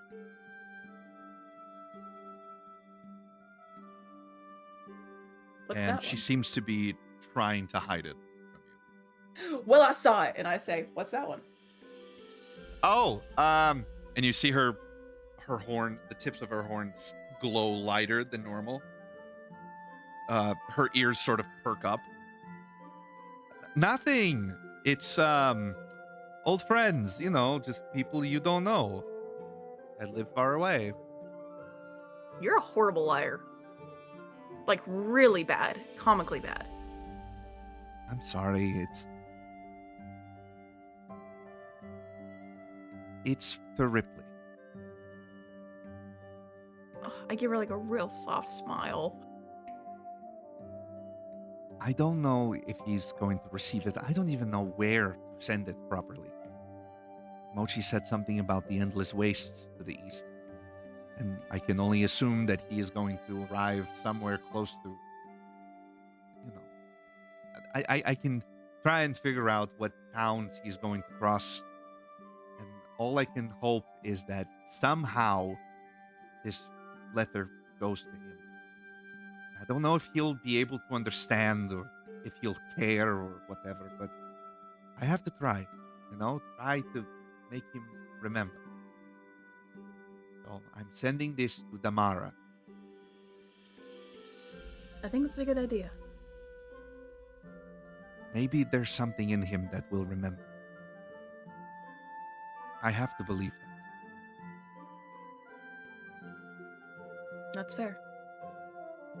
And if he does, hey, at least we no longer have a murderous undead man trying to kill us, or me, specifically. Oh, yeah. That would be very nice. Although on the bright side, we do have a literal war machine back with us. True. And she reveals that she has several of the same letter. I can't know exactly where he's going to be. I have to send these, several places, hope that he passes by one of them. And that he checks his mail, which I don't think he will, but I have to try. Would there be any better way to go about this, or is this pretty much the best way? A message spell could do it. She is essentially trying to leave she's essentially trying to leave this for him to find, right? The idea that if he does check his mail, maybe there's something there, right? That is her thought process. If he does check his mail, then maybe there's a piece of him that's still there that she can try to connect with. A message spell would find him immediately, and relay exactly what she's trying to say, but maybe it wouldn't relay it at the right time. She's just hoping that a part of him is still in there and that checking his mail is something he might do. That's adorable. I'll turn to the clerk and ask to purchase more stamps. Right away, miss. I return. Thank you, Ethel. I appreciate that. He is so fucking stupid, I swear. First he kills himself, now he's controlled by a stupid arch demi-lich, and I have to deal with it. He's an asshole. That's what he is. Agreed. Massive asshole. Anyway.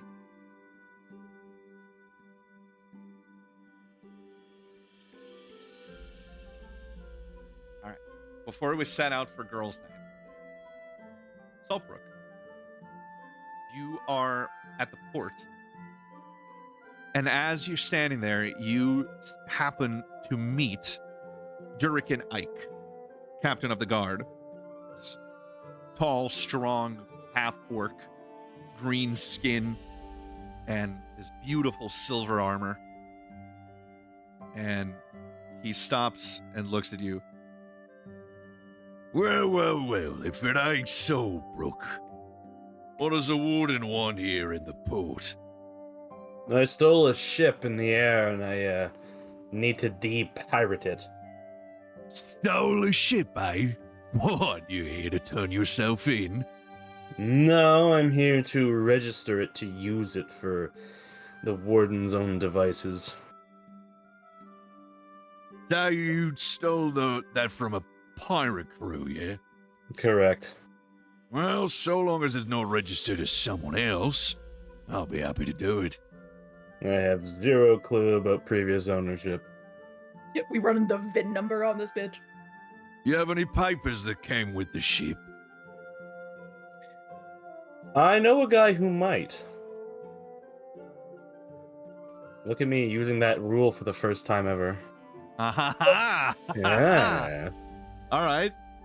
Tell me need who to- this NPC is. It's the It's- Leonine. Oh, then you don't know a guy. He's just a guy that exists. Yes, I know a You guy. know. Okay, A sure. guy. Then you're not using the I know a guy rule. Unfortunately not, however. He really just wanted to say it. I really just wanted to say it. Fine.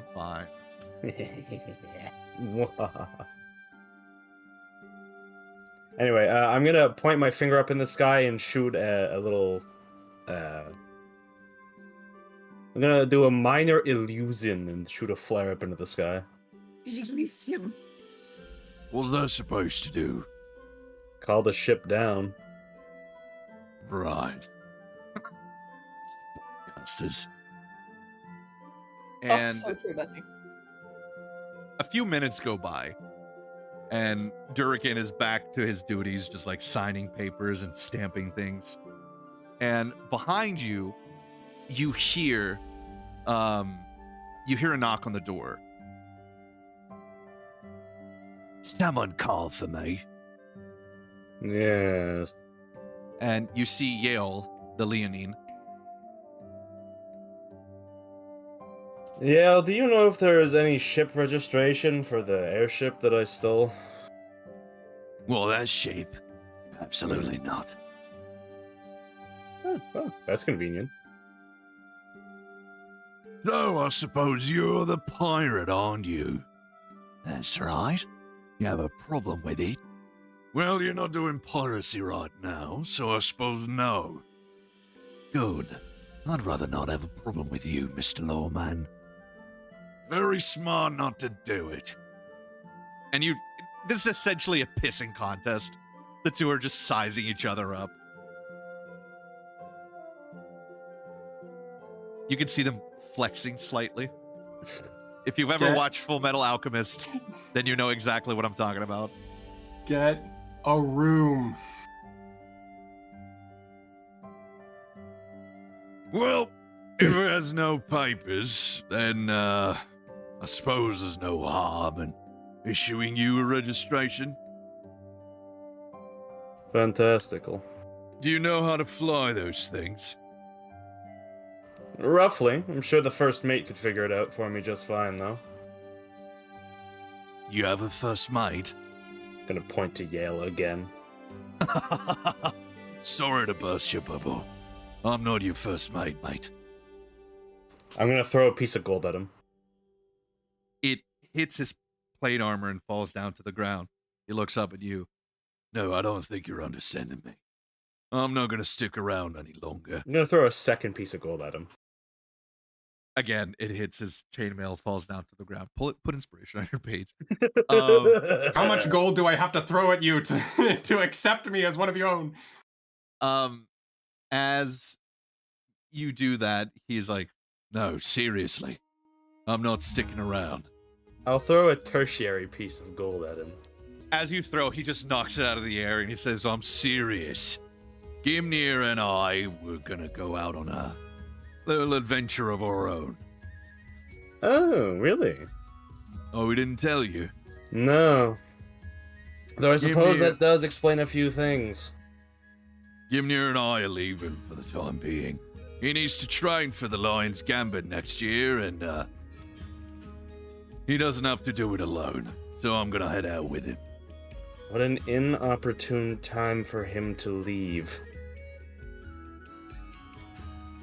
Each of us have our own journey, Soulbrook. This is his. I'm just glad I get to carry the torch for him. And that's all well and good. But I have come into contact and understanding with a few things of great concern that make his leaving a point of contention between myself now. And what is I'm gonna that? magic the gold back into my pocket. you mage hand it. Take Mage one hand. coin at a time from the ground. No, it's just like a magnification. It just like sort of just I'd like to- slurps into his body. He's like, I'd like to minor illusion of magnet and have the money go to it.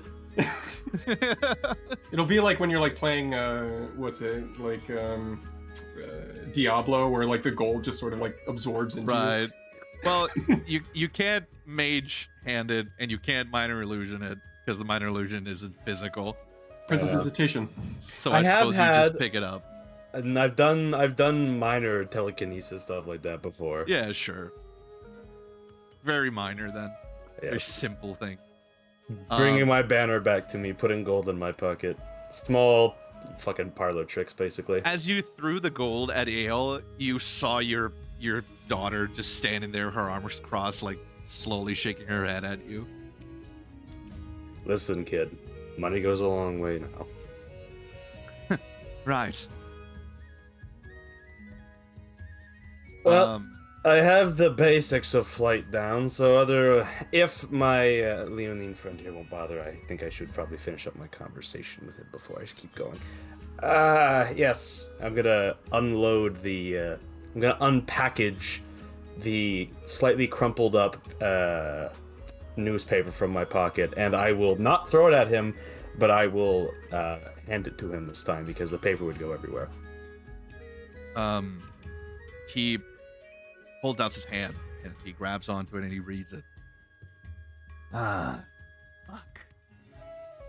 well, he's not going to be happy about that. Regardless, he has places to be, and I'll make sure that he sees to it. Well, you best not get him killed or worse, because I'm going to need him sooner rather than later. I'd be lucky if I could kill him myself, let alone anyone else kill him. Yes, we are hard to put down, if you will. Well, he's gonna have to be if you have any chance to fight his father and win. I have the utmost confidence in his ability, so I wouldn't worry about it too much. He'll be waiting for all of you back at the house. He's not going to leave before saying goodbye. I would hope not.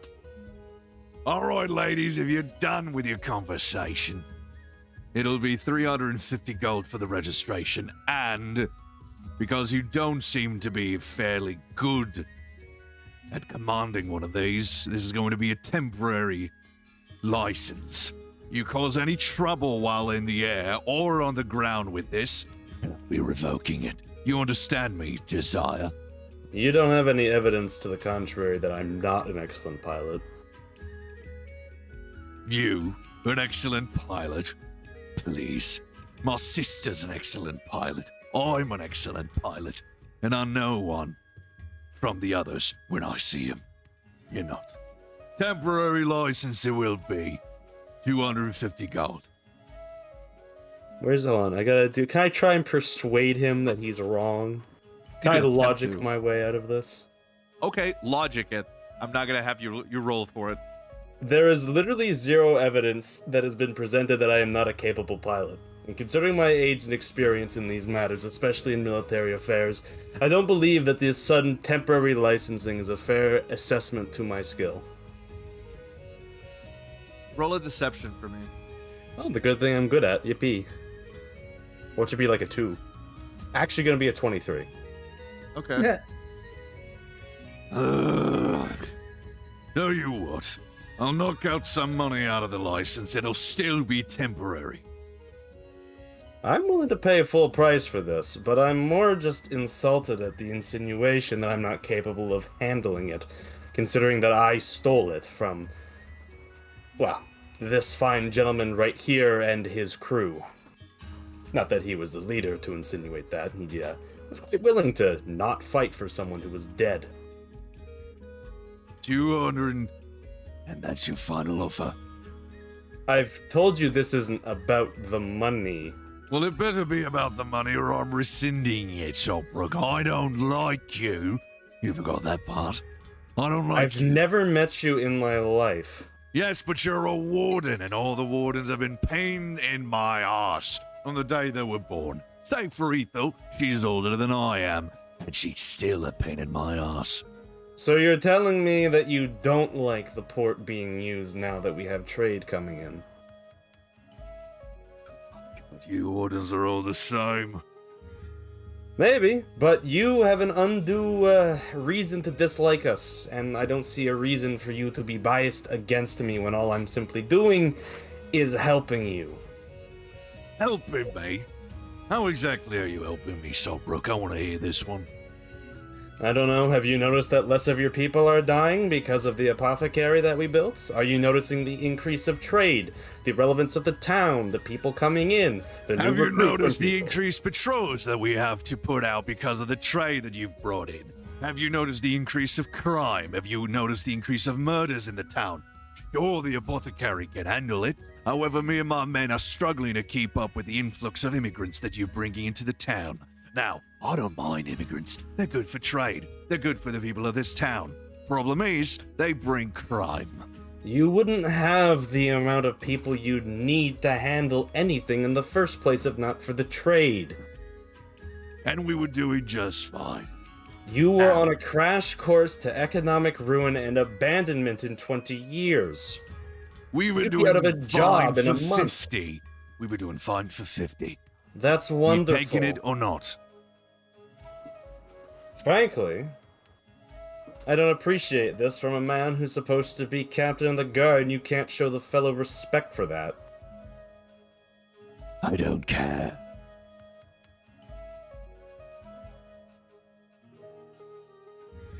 Well, you can fuck yourself. So can you, Saltbrook. Are you taking it or leaving it?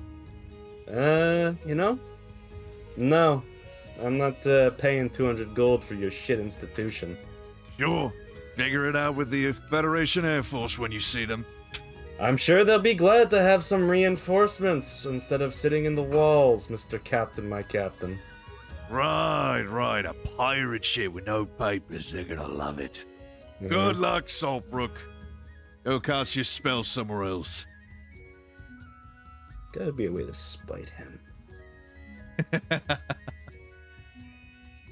I cast Oh, Smite. you know what I'm gonna do? I'm gonna use Warp Sight to inverse his vision. Are you sure? I'm certain. Okay. I'm also then going to precisely leave and have,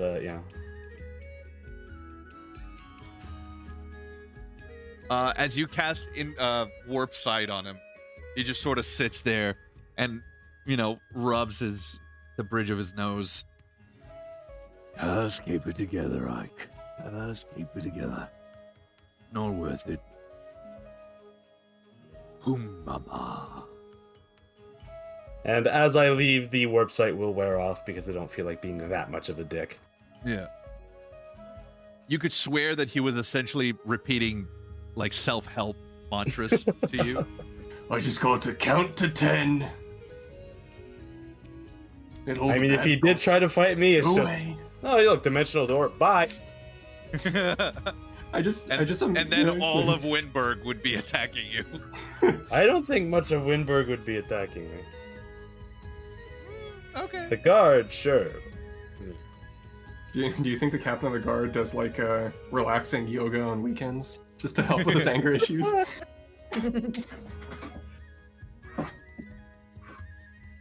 All right, gentlemen. Looks like we're gonna practice some mindfulness. We're gonna start with downward dog. Breathe in, breathe out, and then warrior pose 2. Oh god, I love this headcanon. I don't want I spellcasters. I need someone to draw Derek and Ike in full armor, just doing warrior pose 2. With his arms out to the side. Specifically in like the Wii Sports outfits. Yes, please. The Wii Sports outfits are underneath the armor. No, it's they're over the armor, but they're like super stretched out. Yeah. Jesus. They're like screaming for their lives. All right. Ethel, as Kirith finishes stamping all of the letters, she's gone through a few stamps. She keeps ripping into them because of her teeth. She delivers them to the post office, and off they go. As you turn around, you see a face you've never seen before. Dale, tell me how this transformation goes. Okay, so I essentially stashed my clothes into somewhere else as a like sort of dead drop for me to pick up later. Obviously, like marked by thieves' cant and whatnot. So I have a long flowing blue dress, and I have essentially like the face of like a noblewoman with like black hair. Okay. Raven black hair, sort of like in a bun, almost like a noble lady's attire. I see. So should I go or should they go first? Ethel, Dale, I need you to roll. This is so I need dumb. you I to fucking roll love this. performance. Yes! I want to Advantage, baby! I want to instantaneously recognize this man. Well, I'm not a man anymore. This is why I don't need. This is why I don't use any of my inspirations. You keep making me roll the ones that I have advantage for. I know. So it's 14 plus 16, so that is 30 total. Okay. Ethel, I need So you I'm just to roll. I'm doing a womanly saunter. Ethel, I need you to roll. Oh, fuck, there isn't a single thing that you can roll that would hit 30. Yeah, that's Why do you made me do this, Ron? You made me do this. No, there's nothing you can roll to beat 30. What if I not 20? That is the only way I'll allow Alright, you go to for it. see through it. So, What do I need to roll? Insight or perception? well, since you're only going for a nat 20, just roll a flat d20. Oh my fucking god. I'm watching. Nope. 13. Kirith is going to roll as well. And she does not have anything that would reach. So nat 20 or bust. 8. Ethel and Kirith, you both see this beautiful, tall woman with jet black raven hair up in a bun approach you. Yeah. So I first like it appears that I like walk over to the side, then I do a double take, walk back, look at you, and just immediately like sort of saunter over. It's like I'm wearing like, you know, high heels. Yeah. Oh, are you a part of the Wyndburgh Wardens? None of you could hear Rod's cackle. Oh, hello. How are you doing, bonjour? I have like this sort of like giggly personality that's just totally 100% disarming. She just looks like a complete. She at first went from like elegant to absolute space cadet in like seconds. Oh, hey, how you doing? Who is this person? I am What? side-eyeing Kirith so hard. You're just like, what is going on? Hello, it's so good to finally meet you. I've been a big fan of you for over this years, okay? Indian. It just went into Indian accent. Nah, fuck. I'm trying to do like a French-Canadian sort of thing, but it's really hard to do that. Hello, What are you trying to do that for, bud? Meanwhile, I the try to do Canadian I try to do just a French noblewoman, okay? Yes, hello. Okay, that works, you that fucking Yeah, that's mother- okay. Hello. That works. Let's not go into the Indian accent. Yeah. Let's not. Yeah. I'm trying to do like French Canadian, but that's I a know, really I know. fucking hard accent to God, pull I off. do love a Desi accent, though. My God. Hello, my name is hold on, I actually have a. Oh My name is shit. The alias. Well, I planned on coming up with a new alias for this since I'm doing French. Genevieve Montessor. Jezebel. I am Annie Marie Barbert. It's nice to meet you. It's- Je m'appelle Annie Marie. So nice to meet you. Is there a crack in this facade? Is there a weird piece of clothing? You do Is there not a- see it. You just don't see it. This is a master of disguise. Despite what we're hearing here. Yeah, I know. Well, obviously. Well, I mean, I'm not a shape changer in real life, so. Exactly. Kirith looks over at you, Ethel, Apologies, everyone. and says, I mean, if she wants to join girls' night, why would we say Yeah. no? You are having a girls' night? What do you even mean girls' night? We went to the post office and now we're going home. No, I said we were gonna go to girls' night. I would be honored if I could join you in your girls' night. Kirith, can I talk to you over here for a second?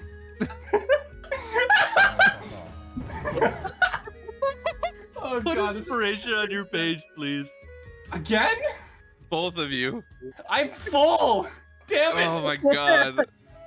Dear God, man. Kirith goes over to you, Ethel. What is it? She seems nice. Kirith, I'm cool with going out. I'm cool with going out. In fact, we should go grab the crew, given, Grim just came back from the dead. Kind of man of the hour. But, we don't know this woman. Okay?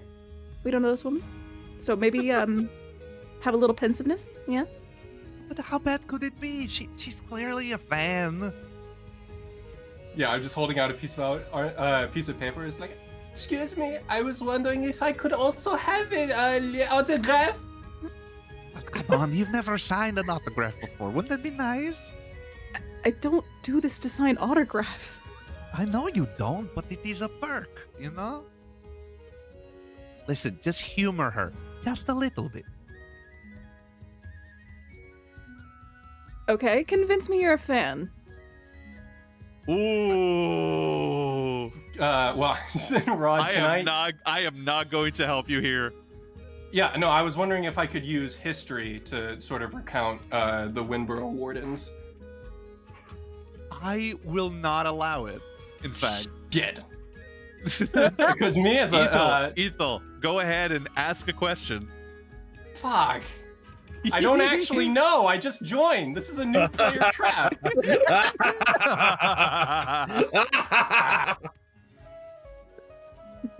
I can't let you coast only on mechanical stuff. Sometimes it's got to be diegetic. Yeah. Well, I mean, it's not fair if I give me a if I just flat join. Give me a flat D20 roll, and if the Sure. roll is good enough, then I will give you some That's lore fair. if I You know remember what? it from You my know what? mind. I will. Yeah, I'll give You're you setting that. you're setting me up to fail, Rod. Here, come on. Yes. No. I'm giving you a flat D20, and if you I get will, it, I will give you lore from my I'll memory. give you lore. Yes. From my memory, not his. No. It'll be me. I'll tell you. But All give me right. a flat D20. All right, flat D20. All right, so that is a 14. Okay. So a 14. Dale, you remember. Well, hold on. Ethel, ask the question.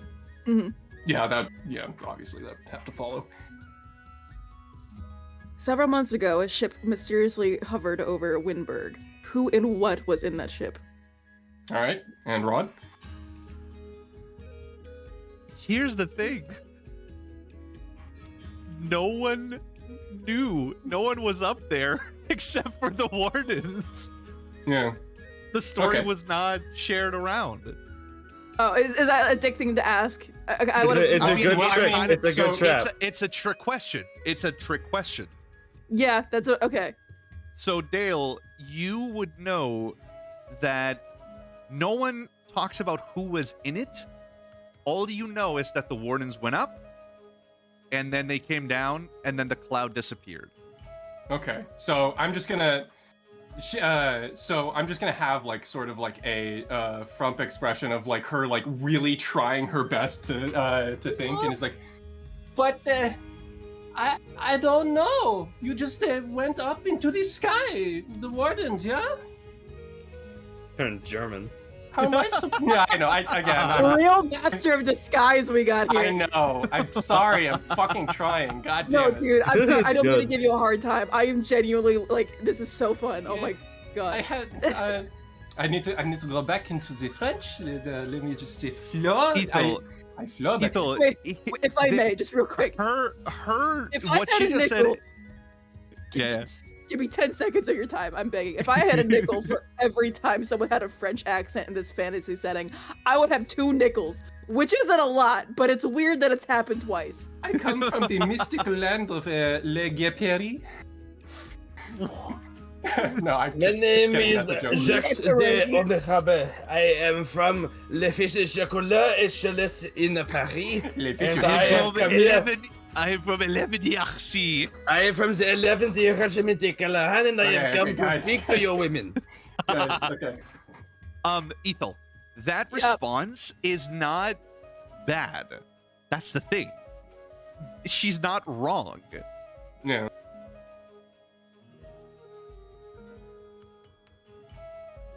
She kind of like sighs and like looks at Kirith, and she's like, I don't mean to be distrustful, but. And just kind of like. I mean, there. I don't know what happened. I don't know what happened up there either. I wasn't here. Do you not remember that? You're asking her questions that the Wyndburgh warden, myself, by the way, does not know.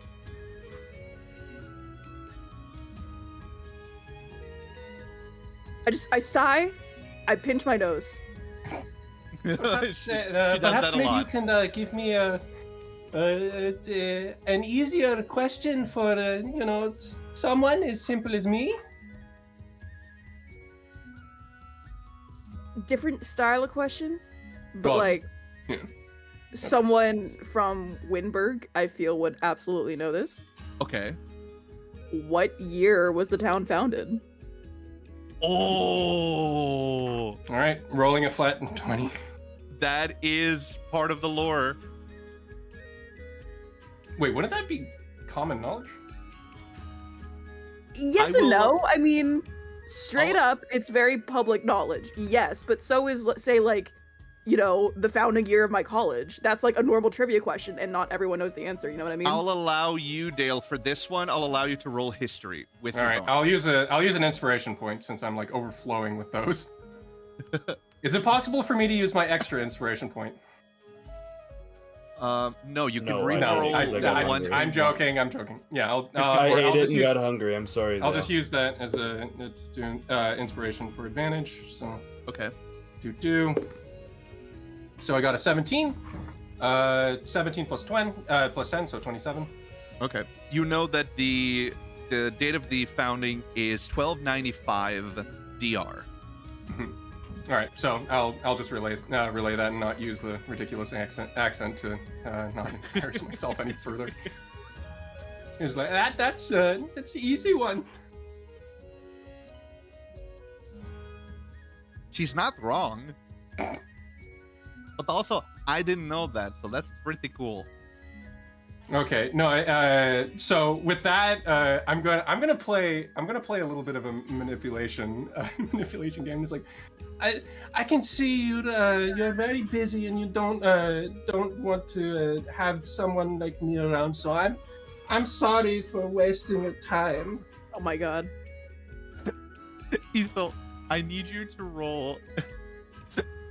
Do I need to roll deception for this? No, Ethel, I Okay. need you to roll a charisma saving throw. I'm -1. my spell DC is 17. 9. Ethel, you This feel is very emotional bad. damage. You feel very bad. What was her name again? Anne-Marie? Anne-Marie Barbier? Anne-Marie Barbier? I go, wait, I'm sorry. It's been a wild few weeks. I didn't mean to be rude. Are you saying you went on another one of your adventures? Mm-hmm. Oh, then you must tell me. I will be the first to know. I'm sorry, it's just like... That was just... I must be the first to know. They got me, I'm sorry. I love this. I too absolutely love this, even though my All right, accent come is on. terrible. Come on, girls. Off to the old Windy we go. Should we not go get the man of the hour? Sure, we can do that. We'll go get your boyfriend. He's not... Alright. Ooh. As you go to Galestead Manor, you find Grimorian right outside, and he seems to be working with some plants right outside of the house. He's hunched over, and he doesn't have his jacket on. It's pretty hot this time of the year. And he's just going at it with some plants and digging some holes and putting some saplings in. And you can hear him humming a tune, but it's completely off key. Meow meow no.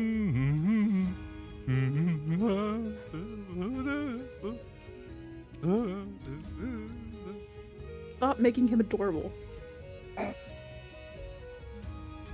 And you see him as he pulls one of the weeds up. He looks at it.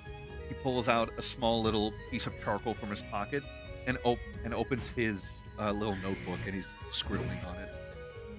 And then he throws the weed out.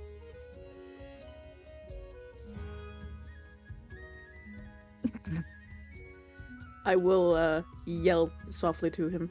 Hey, Omnissiah. He I do not know who that is. stands up. Fuck. God. You're flowing back into German again.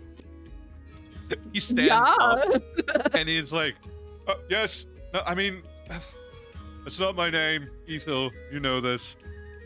I do not know who this Messiah is. It's no one. Hello, I'm Grimorian. Nice to meet you. Yeah, this is, Somebody's vacuuming near me, so I'm gonna have to be radio silent. Sorry. Hello, I'm Grimorian. Nice to meet you. Yeah, this is a fan. We're all going to the tavern. Come on. It's such a pleasure to meet you. All right. I think now would be a convenient time for me to appear at home. Sure. Yeah, I agree. Salt. as you're approaching Galestead Manor, you see the 4 of them. Well, 3 people and 1 person you've never seen before, standing near the front, and you arrive. Hello, Solbrook. Hi, I'm gonna look very strangely at this new person. Oh, you must be Monsieur Saltbrook. I am honored. Not French the being canon now. Fuck. I'm just gonna look at fucking the field and like, who? What? I shrug my shoulders. I'm gonna look at Kirith and give the same. What? Why? Huh? He's Who? a fan. We met her over by the town hall. She's a huge fan of us. She wants autographs. I figured we No. could take her out for girls' night. Yes, I do want the autographs, but I don't think I brought enough paper. Hey, where's Dale? Yeah, where Who? is Dale? I don't know who that is. Well, I mean, What do you mean? You don't know who Dale is? The famous Wyndburgh warden. Dale, roll a charisma saving throw. Okay, I think the vacuuming stopped. Hold on. Charisma saving throw? Yep, I am proficient with that. I ask a Yeah. question. 17 plus 16, so that is What? Yeah, Yeah, look at my charisma save. plus 16. Yeah. Your save is plus 16. Yes. I'm a bard. How do you do? What the fuck? I have a plus 5. This is insane. I think we should take away some of his rights. This is getting a little. No, denied. No rights for Overruled, changelings. denied. No rights for changelings. I'm gonna give the new person a very intimidating look. Should I feign being I'm nervous? rolling for intimidation. 21. Fine. 21. My Dale, what insight. what was- My passive insight is 16, but I could also roll for insight versus that. Well, versus that, what was your charisma roll? Your charisma save? So it was 16, or it was 17 Plus plus 17. 16. So Yeah. that is 30 30. Yeah. Solbrook, you don't detect even a small hint of being intimidated on them. Their poker There's- face is fantastic. Something up with you Well, that I can't quite put my finger on. She just has like that vacant stare of this woman is really dumb. Bimbo energy. Yeah, Okay, no, yeah. I am doing like again. She's a total space cadet. Just I guess Real- people question for Dale in his own personal lore and or God-given changelings. Does their smell change? Oh, shit! everything, That's an everything excellent about question. them changes. Let me check that. Yeah, I mean, you can check my I- character sheet. Double check I that for don't me. think... I don't... Hold on a minute. Mm. I'm going to read... Change appearance is Your- an action. You can transform your appearance or revert to your natural form. You can't duplicate the appearance of a creature you've never seen, and you revert to your natural form if you die. You decide what you look like, including blah blah blah blah blah.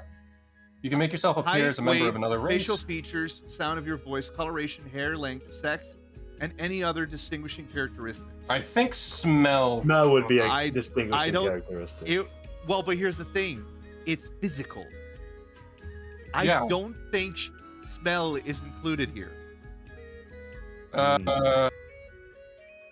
Okay. I see what you mean. But Yeah, I but also I'm- see a way that you can get around that by having something on you that makes your change different in smell. Like cologne or some Pheromones. shit.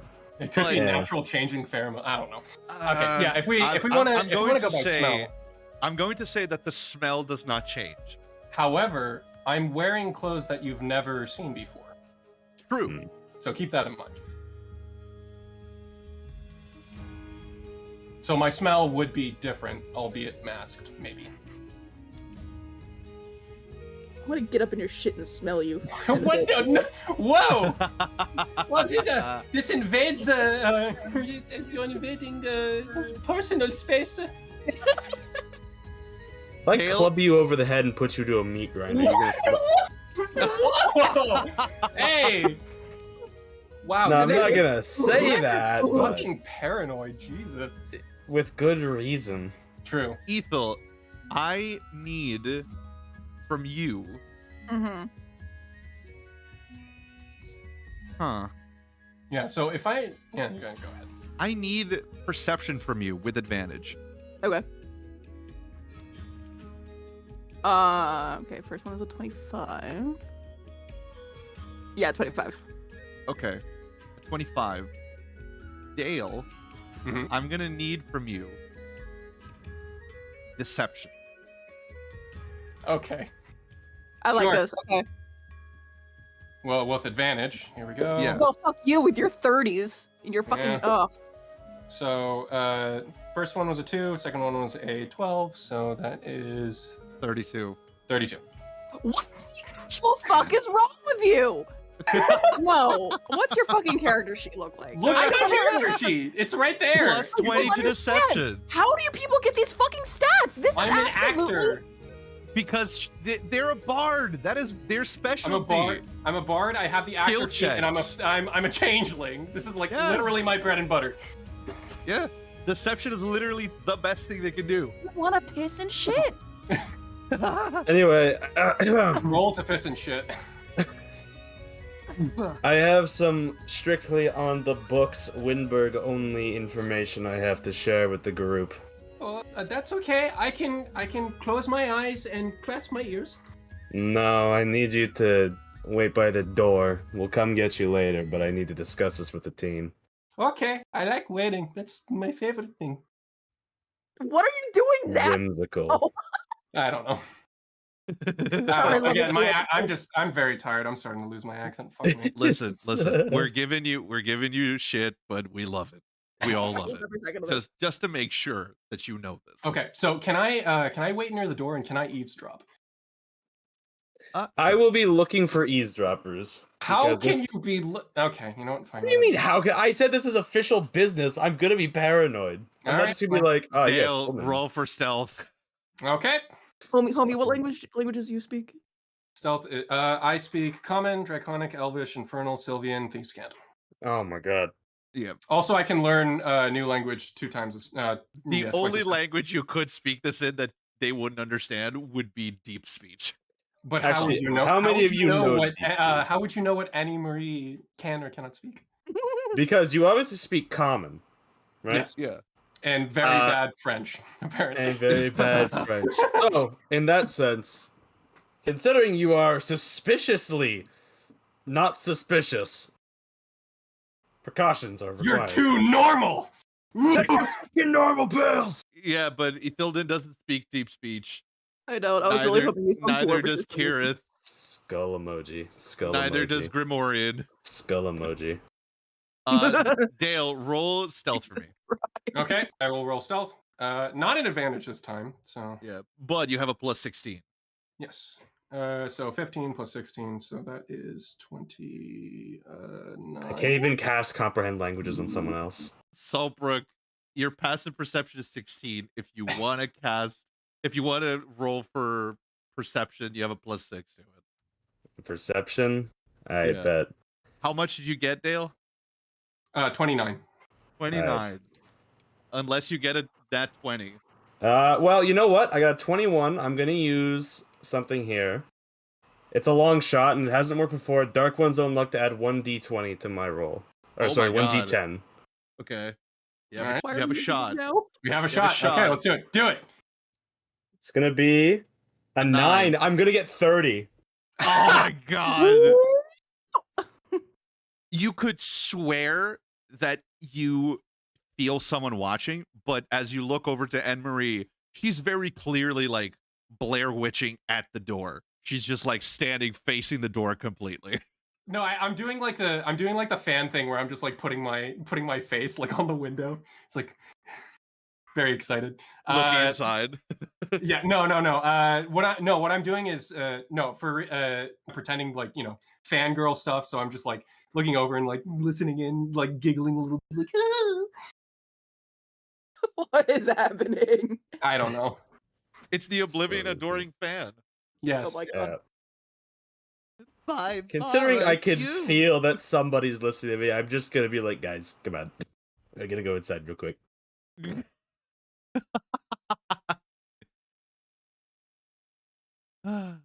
only beat his massive roll bonus with my high luck. Yep. Yippee. So All what right. do you guys like? Do you guys just like? We're just gonna close go it? inside. You just go inside. Yeah, going more inside, and then you just see Dale like on the outside. Is like, merde. Mad. I said this. Hold on, I got something for this. I was so close. I just wanted to do a little bit of girls' night. Hold Fuck, on, German! Where Damn is it! the fucking? I have something for this. To be fair, German and French do sort of flow into each other quite a bit. Tough. Yeah. That's good, but I have something better, and I'm trying to find it, and I'm not finding it, and it's making me sad.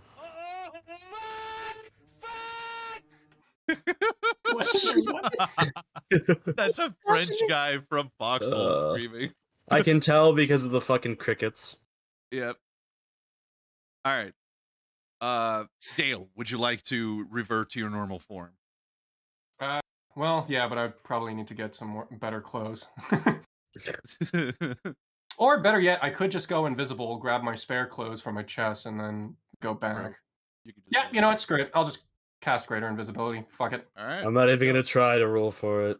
No, don't. Just let them have this one. Oh, gee, thanks. You guys were grilling me so much before. What great leniency. Grade A, nuh-uh. Fuck.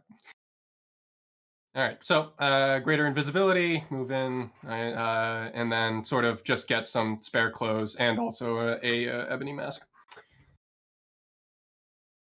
I don't know where French rage went. I'm so angry. Oh well. That's fine. All right. Anyway, I'm gonna produce the newspaper from my pocket and very character saying, "We have a problem brewing." And Grimorian looks over at you, and you see that he relaxes and goes back to his normal form. What kind of trouble are you talking about? War. I'm sorry. I must have misheard you. What did you say? War.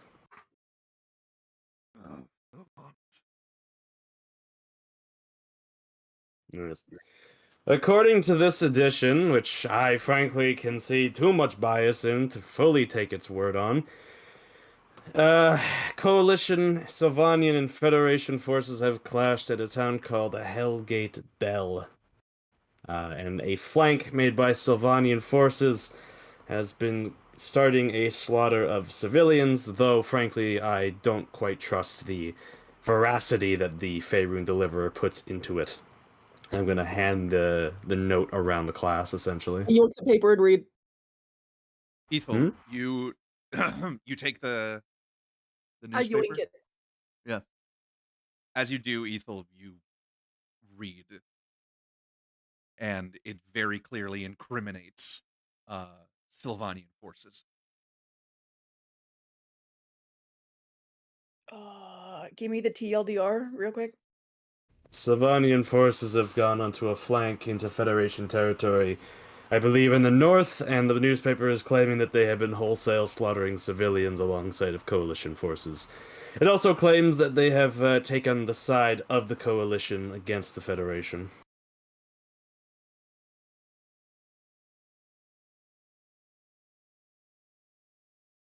If this has any That's grain of true. truth to it, that means the king has truly gone mad. But if not, it would not surprise me that the Federation would stoop this fucking low. Excuse you? Oh, sorry. No, propaganda? Yes, I agree. Rod, tell me when I can approach the rest of the You can approach whenever you want. Oh, okay, so I'll just walk in like with casual clothes, like. For a second, for a second, Em, I thought you were incriminating the Federation slaughtering civilians, not propaganda. I was like, the fuck? No. Propaganda? Yes, I can totally see that. As Dale comes in, hello, Dale. We've had some bad news. Oh, what is it? Want to tell him? Or should I? War is starting, it seems. At least stalemate, conflict, skirmish, border skirmish, something. God, I love Google search words. Sorry, my brain's Right. controlled by ChatGPT. I don't have a hand in it. Yeah. Fucking love SEO. He's like, oh, right. Oh, jeez. I just noticed the goblins writhing around. Yeah.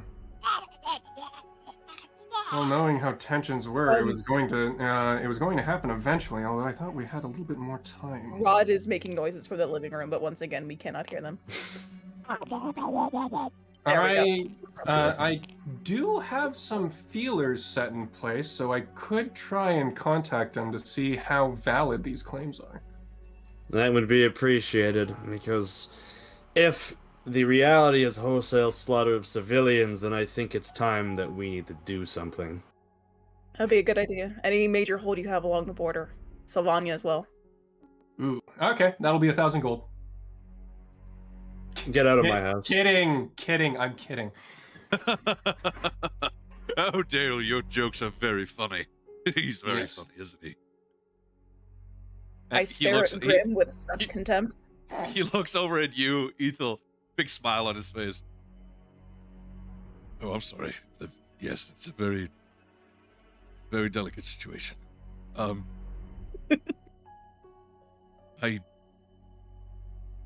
If there is war brewing, I would imagine that my people would not be too far behind. I have things I should have told you all. I suppose now is as good a time as any. I don't know how much Slayer told you all, but he and I are what are known as pilgrims. We each had our reasons, but we were sent to the different realms looking for places for our people to settle. Faerun is just one of the realms that we have managed to settle into. As far as I understand, Omni Omega, our leader, is settled here in Faerun as well. As to where we settled, I'm not completely sure. However, if war is brewing, then the Mechanicus might have something to do with it. You see, Eberron was completely destroyed. I don't know if you know this, but Eberron is a wasteland now. And he looks over at you, Saltbrook, and he gives you a solemn nod. I'm sorry. It's not your fault. We're a bit familiar. What do you mean? Where do you think I got the armor from? You've been to Eberron, I'm from Eberron. right? But you didn't have this armor before. True. Grim, we needed Good. parts to help mend you. He slowly looks down at himself. So that's how you repaired me. Partially. I see. I understand. And they were dead, yes? Yes. For years, it seemed. He gives a sigh of relief. All right. Now, what I do not understand, and he puts his left arm onto his pauldron. This pauldron, you have seen it before on Hashmal, but he did not have this when he died or any time in between. What I do not understand is how I have this. I have questions. Questions that need answering. If we are looking for answers regarding the outset of war, one of the possible things we could do is check in and find the Warforged here in the Sword Coast. However, they might not be too eager to allow organics. Most of them are not like me, you see. They're very Also, distrusting. What do you mean? There's rumor of a colony to the south, below Flint Rock. We could check there, but I don't see how you mean you think the Warforged somehow start this. This is a conflict, a power conflict that's been going on for years and years. If your people are new to Faerun, then I don't see how. Anything that... Alright, listen. The Pilgrim's job is to find weaknesses in the other realms, to prepare the realms for the arrival of the Warforged. We were sent to destabilize regions. We were sent to prepare for the settling of our people. You what? That is our original purpose. That is not what I did. I cannot speak for the others. Slayer is not the type to do that. He and I were both exiles. I am a juggernaut, and a Mark 10 at that. I am one of the weakest kinds of Warforged. The lowest of the low. I am unable to achieve the Indominus transformation, and I'll explain what that is. However, I am the son of a Primarch. For me not to be able to assume an Indominus transformation is disgraceful. And I have been considered a heretic. I do not believe in the divinity of the Omnissiah, and for that I was exiled, to be put to death. My father sent me as a pilgrim in order to prevent my death. As long as I am a pilgrim, I am immune from the Inquisition of the Blind Chorus. I didn't want this. The Omnissiah knows nothing but war. They will take Faerun by any means necessary. But not all Warforged believe in that. I swear my people are not what we are set out to be. We are not killers. We're not weapons. My people only want peace. But if there is war brewing, I am sure that the Omnissiah is involved some way, somehow.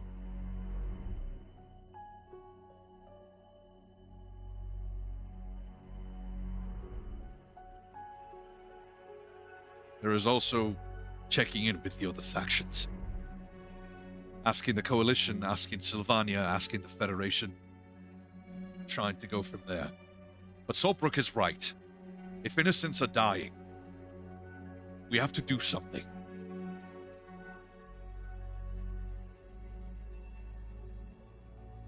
Perhaps we should go straight to Hellgate Dell.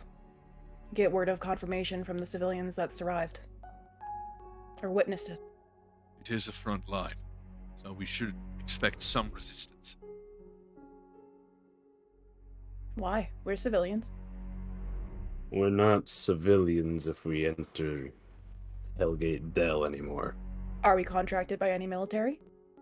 No. Then we are civilians. But they would try to keep us out. I say we're not civilians for a simple reason. And it's not because we aren't contracted or working under a military. We are coming from a Federation town to investigate an issue that is a slaughter to the Federation. The Coalition, and if the Sylvanians are working with them, may not care about our allegiance. And it's shown that, massacre or not, they don't care much for civilians. And saying as such, we're not going to be treated as any. What I'm saying is we may have to pick a side sooner rather than later, because remaining neutral is no longer an option. It's always an option until it's not. That's what I just said. Perhaps No, it's not. Perhaps there is some kind of neutral nation that we could contact. Some way to get into the front lines with neutrality. I can look at the map, but the three I see is the Federation, Coalition, and Sylvania, and they're all engaged in the same spot. We can go for humanitarian aid. They can't keep us from people who need help. They can, and probably will. They can try. We also have Trying- the changeling, and I can pass fairly easily, maybe, as a Federation Drake Warden if I decide I have the balls. Thilden is right. We have to try something. At this point, I don't believe trying is worth the effort. There's only doing now. Something to remember, and I'm going to bring this up for everyone. There is another nation in between the two. One that has been spoken about before. The nation of Magna.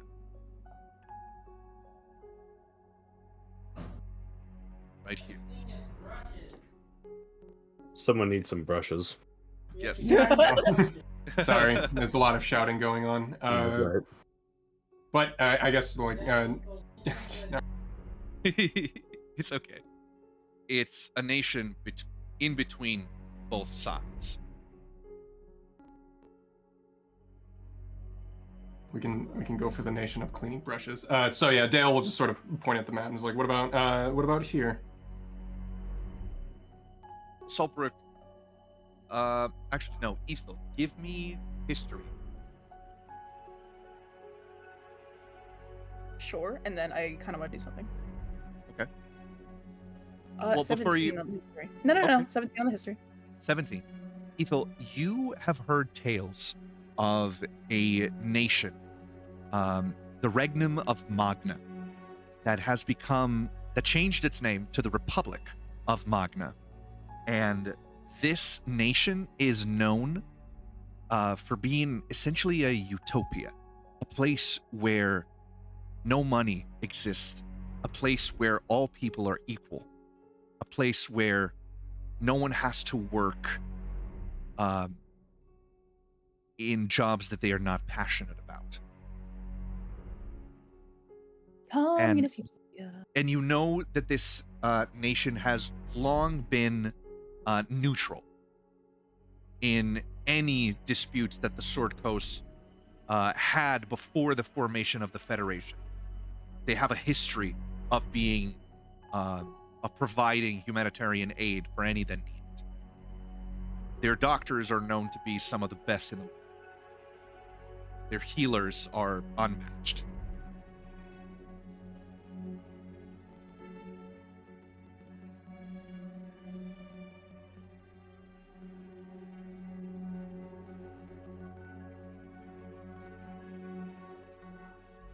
If that's the case, I may know a guy.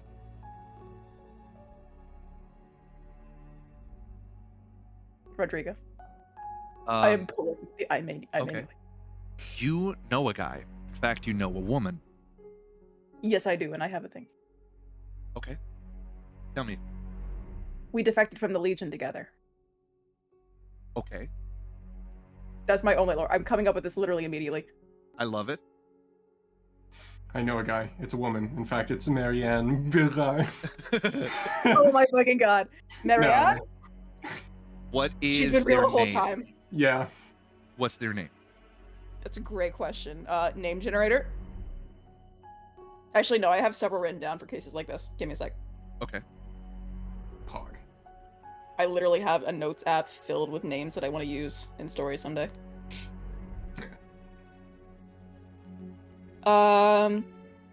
Isaria. Say it again? Or spell it? Isaria. Here, I'll put it in Gen Chat. Yeah. That's a good idea. Yeah, pretty good. Oh, it's okay. Sorry. That's a bad Isaria. habit I have. I love like doing that to, like my family, we do that to each other. I'm sorry. It's loving, I promise. All right. Thank you. It really is. I guarantee you that. Okay. We all love you. The Speaking of Defected from the which, Sylvanian Legion together is known for inhabiting the mountains surrounding the Regnum of Magna as a hermit. Okay. Damn, doing my girl dirty like that? Fine. Well, you and her are not too different. Sure, yeah. Yeah, no, okay. I like all right, that's fine. I see There what you you're go. going with. All right. Yeah. Also, Now if that this is it. No, go ahead. Sorry. Go for it. What's up? No. Also, if we're planning on going on a diplomatic mission, I can also help with the role of diplomat, if need be. Very true. I've done it a couple of times. I've done it 3 times. Only 2 times ended in absolute disaster. But hey, that's sort of the dice that we roll. Well, we have a few choices. What will it be?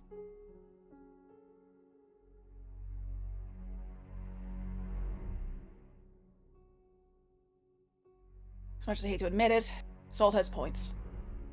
We can go to Magna, gain rite of passage for humanitarian aid, and use that as most of our cover. Obviously, we will be doing that, but I think we have other leads to follow. And that does bring up another small issue. What would that be? The portmaster and I were unable to come to an agreement on registering the ship, so we're gonna have to do that elsewhere. Oh my god, just pay Durrican.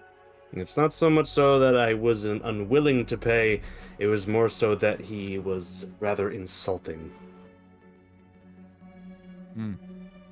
Insulting how? Well, quite easily. He doesn't like any of us for any good reason. He charged what I would consider a fair price, but considering how rapidly he went down in pricing, I think he was trying to overcharge me anyway. And he believed that, of all of it, we were not worthy of piloting the craft, and that I was a bad pilot. It'll stifle the So laugh. it's a pride Are you thing, isn't it? Are you a good pilot, Solbrook? I can keep it in the air. Yeah, I say that's a good pilot. I have a hit. I sort of just whispers like, yeah, that's putting it generously. Hey, I didn't crash. Yeah, because we were in the middle of open sky. Precisely. That's good to know for me. Dale, Hey, what if you tried? Disguise Tried. yourself as someone that Durrican Ike doesn't know. Get yourself a license. all right. Let's see. What role should I take for this one? I'll have to Old, go to my- experienced airman. Oh, okay. Eric and I don't have the best history, but I can say he might at least respect me as a human. He doesn't. Well, elf. He does Gi- not. Give He me doesn't- 10 minutes and I can alter self. Fantastic. He doesn't respect any of us, unfortunately, so Okay. someone straight new white would be man the respect. perfect role. Straight white man. Got it. Yep, straight white So- man, go. So, I can't do it. license, and then off to Magna, are we? It appears so. Well, Grim, have you ever flown an airship? Have I flown an airship? I come from Eberron. I've flown more than an airship. Well, Now seems like an apt time to pull out a little funny lightning rod that I still have. I would one like, of these. Do you I'd like pull to it be out? petty just a little I bit. pull it out, yes. I'd be like, at least we Whip it have out. one pilot. Whip it out, Lois. No, As no, soon as okay. you pull out the rod, Solbrook, you see Grimm's eyes, like his eye sockets widen, and there's like this more of a glow in his eyes. I can't believe it. A control rod? May I? And he extends his hand to you. I'll hand it off. This is a beauty. Look at the construction of this, and you immediately can see that he is just completely enamored with this thing. And he holds it in a very awkward way that you wouldn't think to hold it. And with a twist, he holds it with both hands and he twists it, and the middle opens. And you see this floating crystal being held together by an energy matrix. Nice. Absolutely beautiful. He clicks it back together. This right here is exactly what we need for our airship. With this, we're not going to have any trouble flying. Good, I nabbed it And- then. And I can teach you how to fly, Solbrook, if you'll have me, of course. I Well, have that's but true. the roughest inclination of how to do so, but I'd happily take you on as first mate. Then first mate I shall be, Captain Saltbrook. Gotta roll a PTSD check for that real quick. That was good, Sylvanas. Emotional damage. Roll a Oh, wisdom save. Roll a wisdom save for me. wisdom save. Yeah. Okay, we're fine. It's gonna be a 21. Okay. Solbrook, with your newly acquired emotional growth, you deal with it very well. Yes. All right. Tap we the have all headed. captain's epaulette on my fucking shoulder. Yeah. As he says this, there is a knock on the wood next to you guys of the hallway. And standing in front of you is Ymnir. And as Ymnir stands in front of you, he has this sadness in his eyes. Hey guys. Heading out? Yeah, I have things that I need to do. I've already talked to Kira about this, and I don't think she's going to be heading out with you guys either. I think for us, this is goodbye, at least for now. I have training I need to do for the Lion's Gambit. Kira Stain, she's going to be working with Bosley at the market. She doesn't want to risk herself while I'm away. She'd rather just pick up a trade or something. She's taking it as well as you can imagine. We've said our goodbyes. I'm sorry that it's so sudden. But my people need me.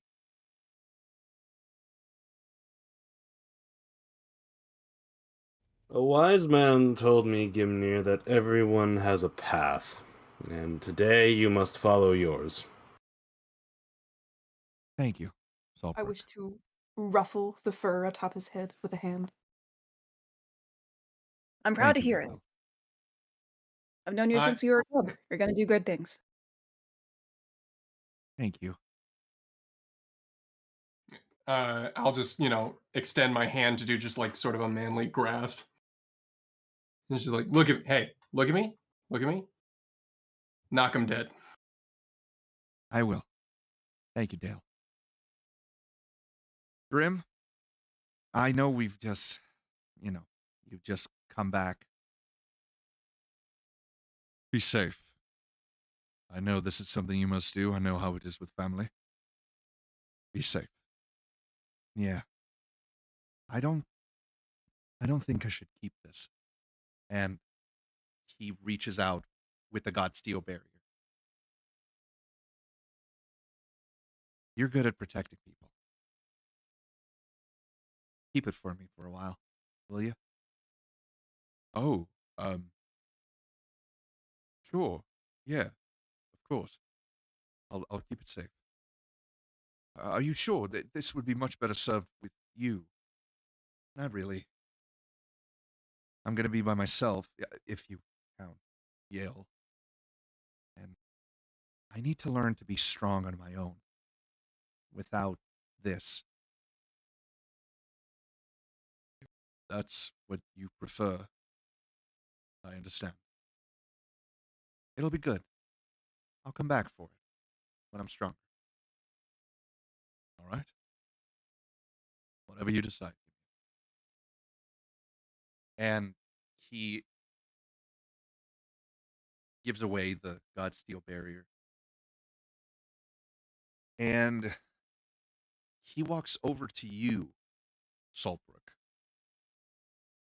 And he offers you the Dragon Slayer's battle axe. You think you can make use of this? I probably could, but are you certain you don't need this one? I know you want to be strong on your own, but Having something more than a knife is important. I have other weapons. So long as you don't sell it. That's my one stipulation. Not like I would want to. But if you're insistent, I won't hold you up with it. Thank you. And he picks up a rucksack from the ground. It's time for me to figure out my own name. And time for me to get ready to find my dad. I'll come back Best to you, luck. all of you. Oh, and the date of the King's Gambit.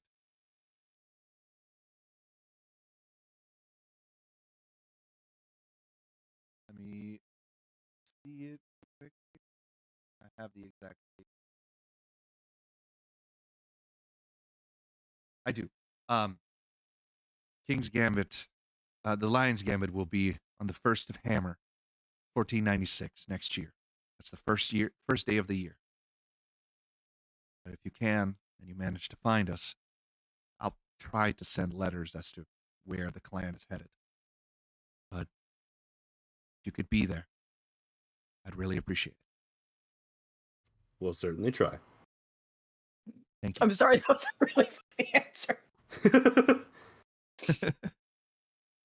Hell And yeah. Gimnir walks up to Stormskull, and they like butt heads. Seems like it's something that they do to each other. And Gimnir opens the door, takes one last look back, smiles, and walks out.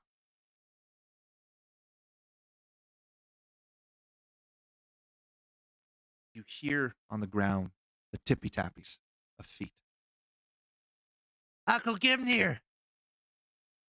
Oh man, he's gone, isn't he? For now. I bet we can go catch him. Okay, I'll meet you out there. And Eggson just passes by you guys, walks out the door. My friends, the 3rd chapter of Wyndburgh begins. The name of this chapter is... Oop. Name of this chapter is The Oncoming Storm. And I'm very excited to live this new adventure with you all. We're going to leave it here, and I will see you all next episode. Bye, everyone. Bye-bye. I'm sorry, there's a lot of shouting that's going on, and I have no control over it. It's all good, bud. All right. Good night, everyone.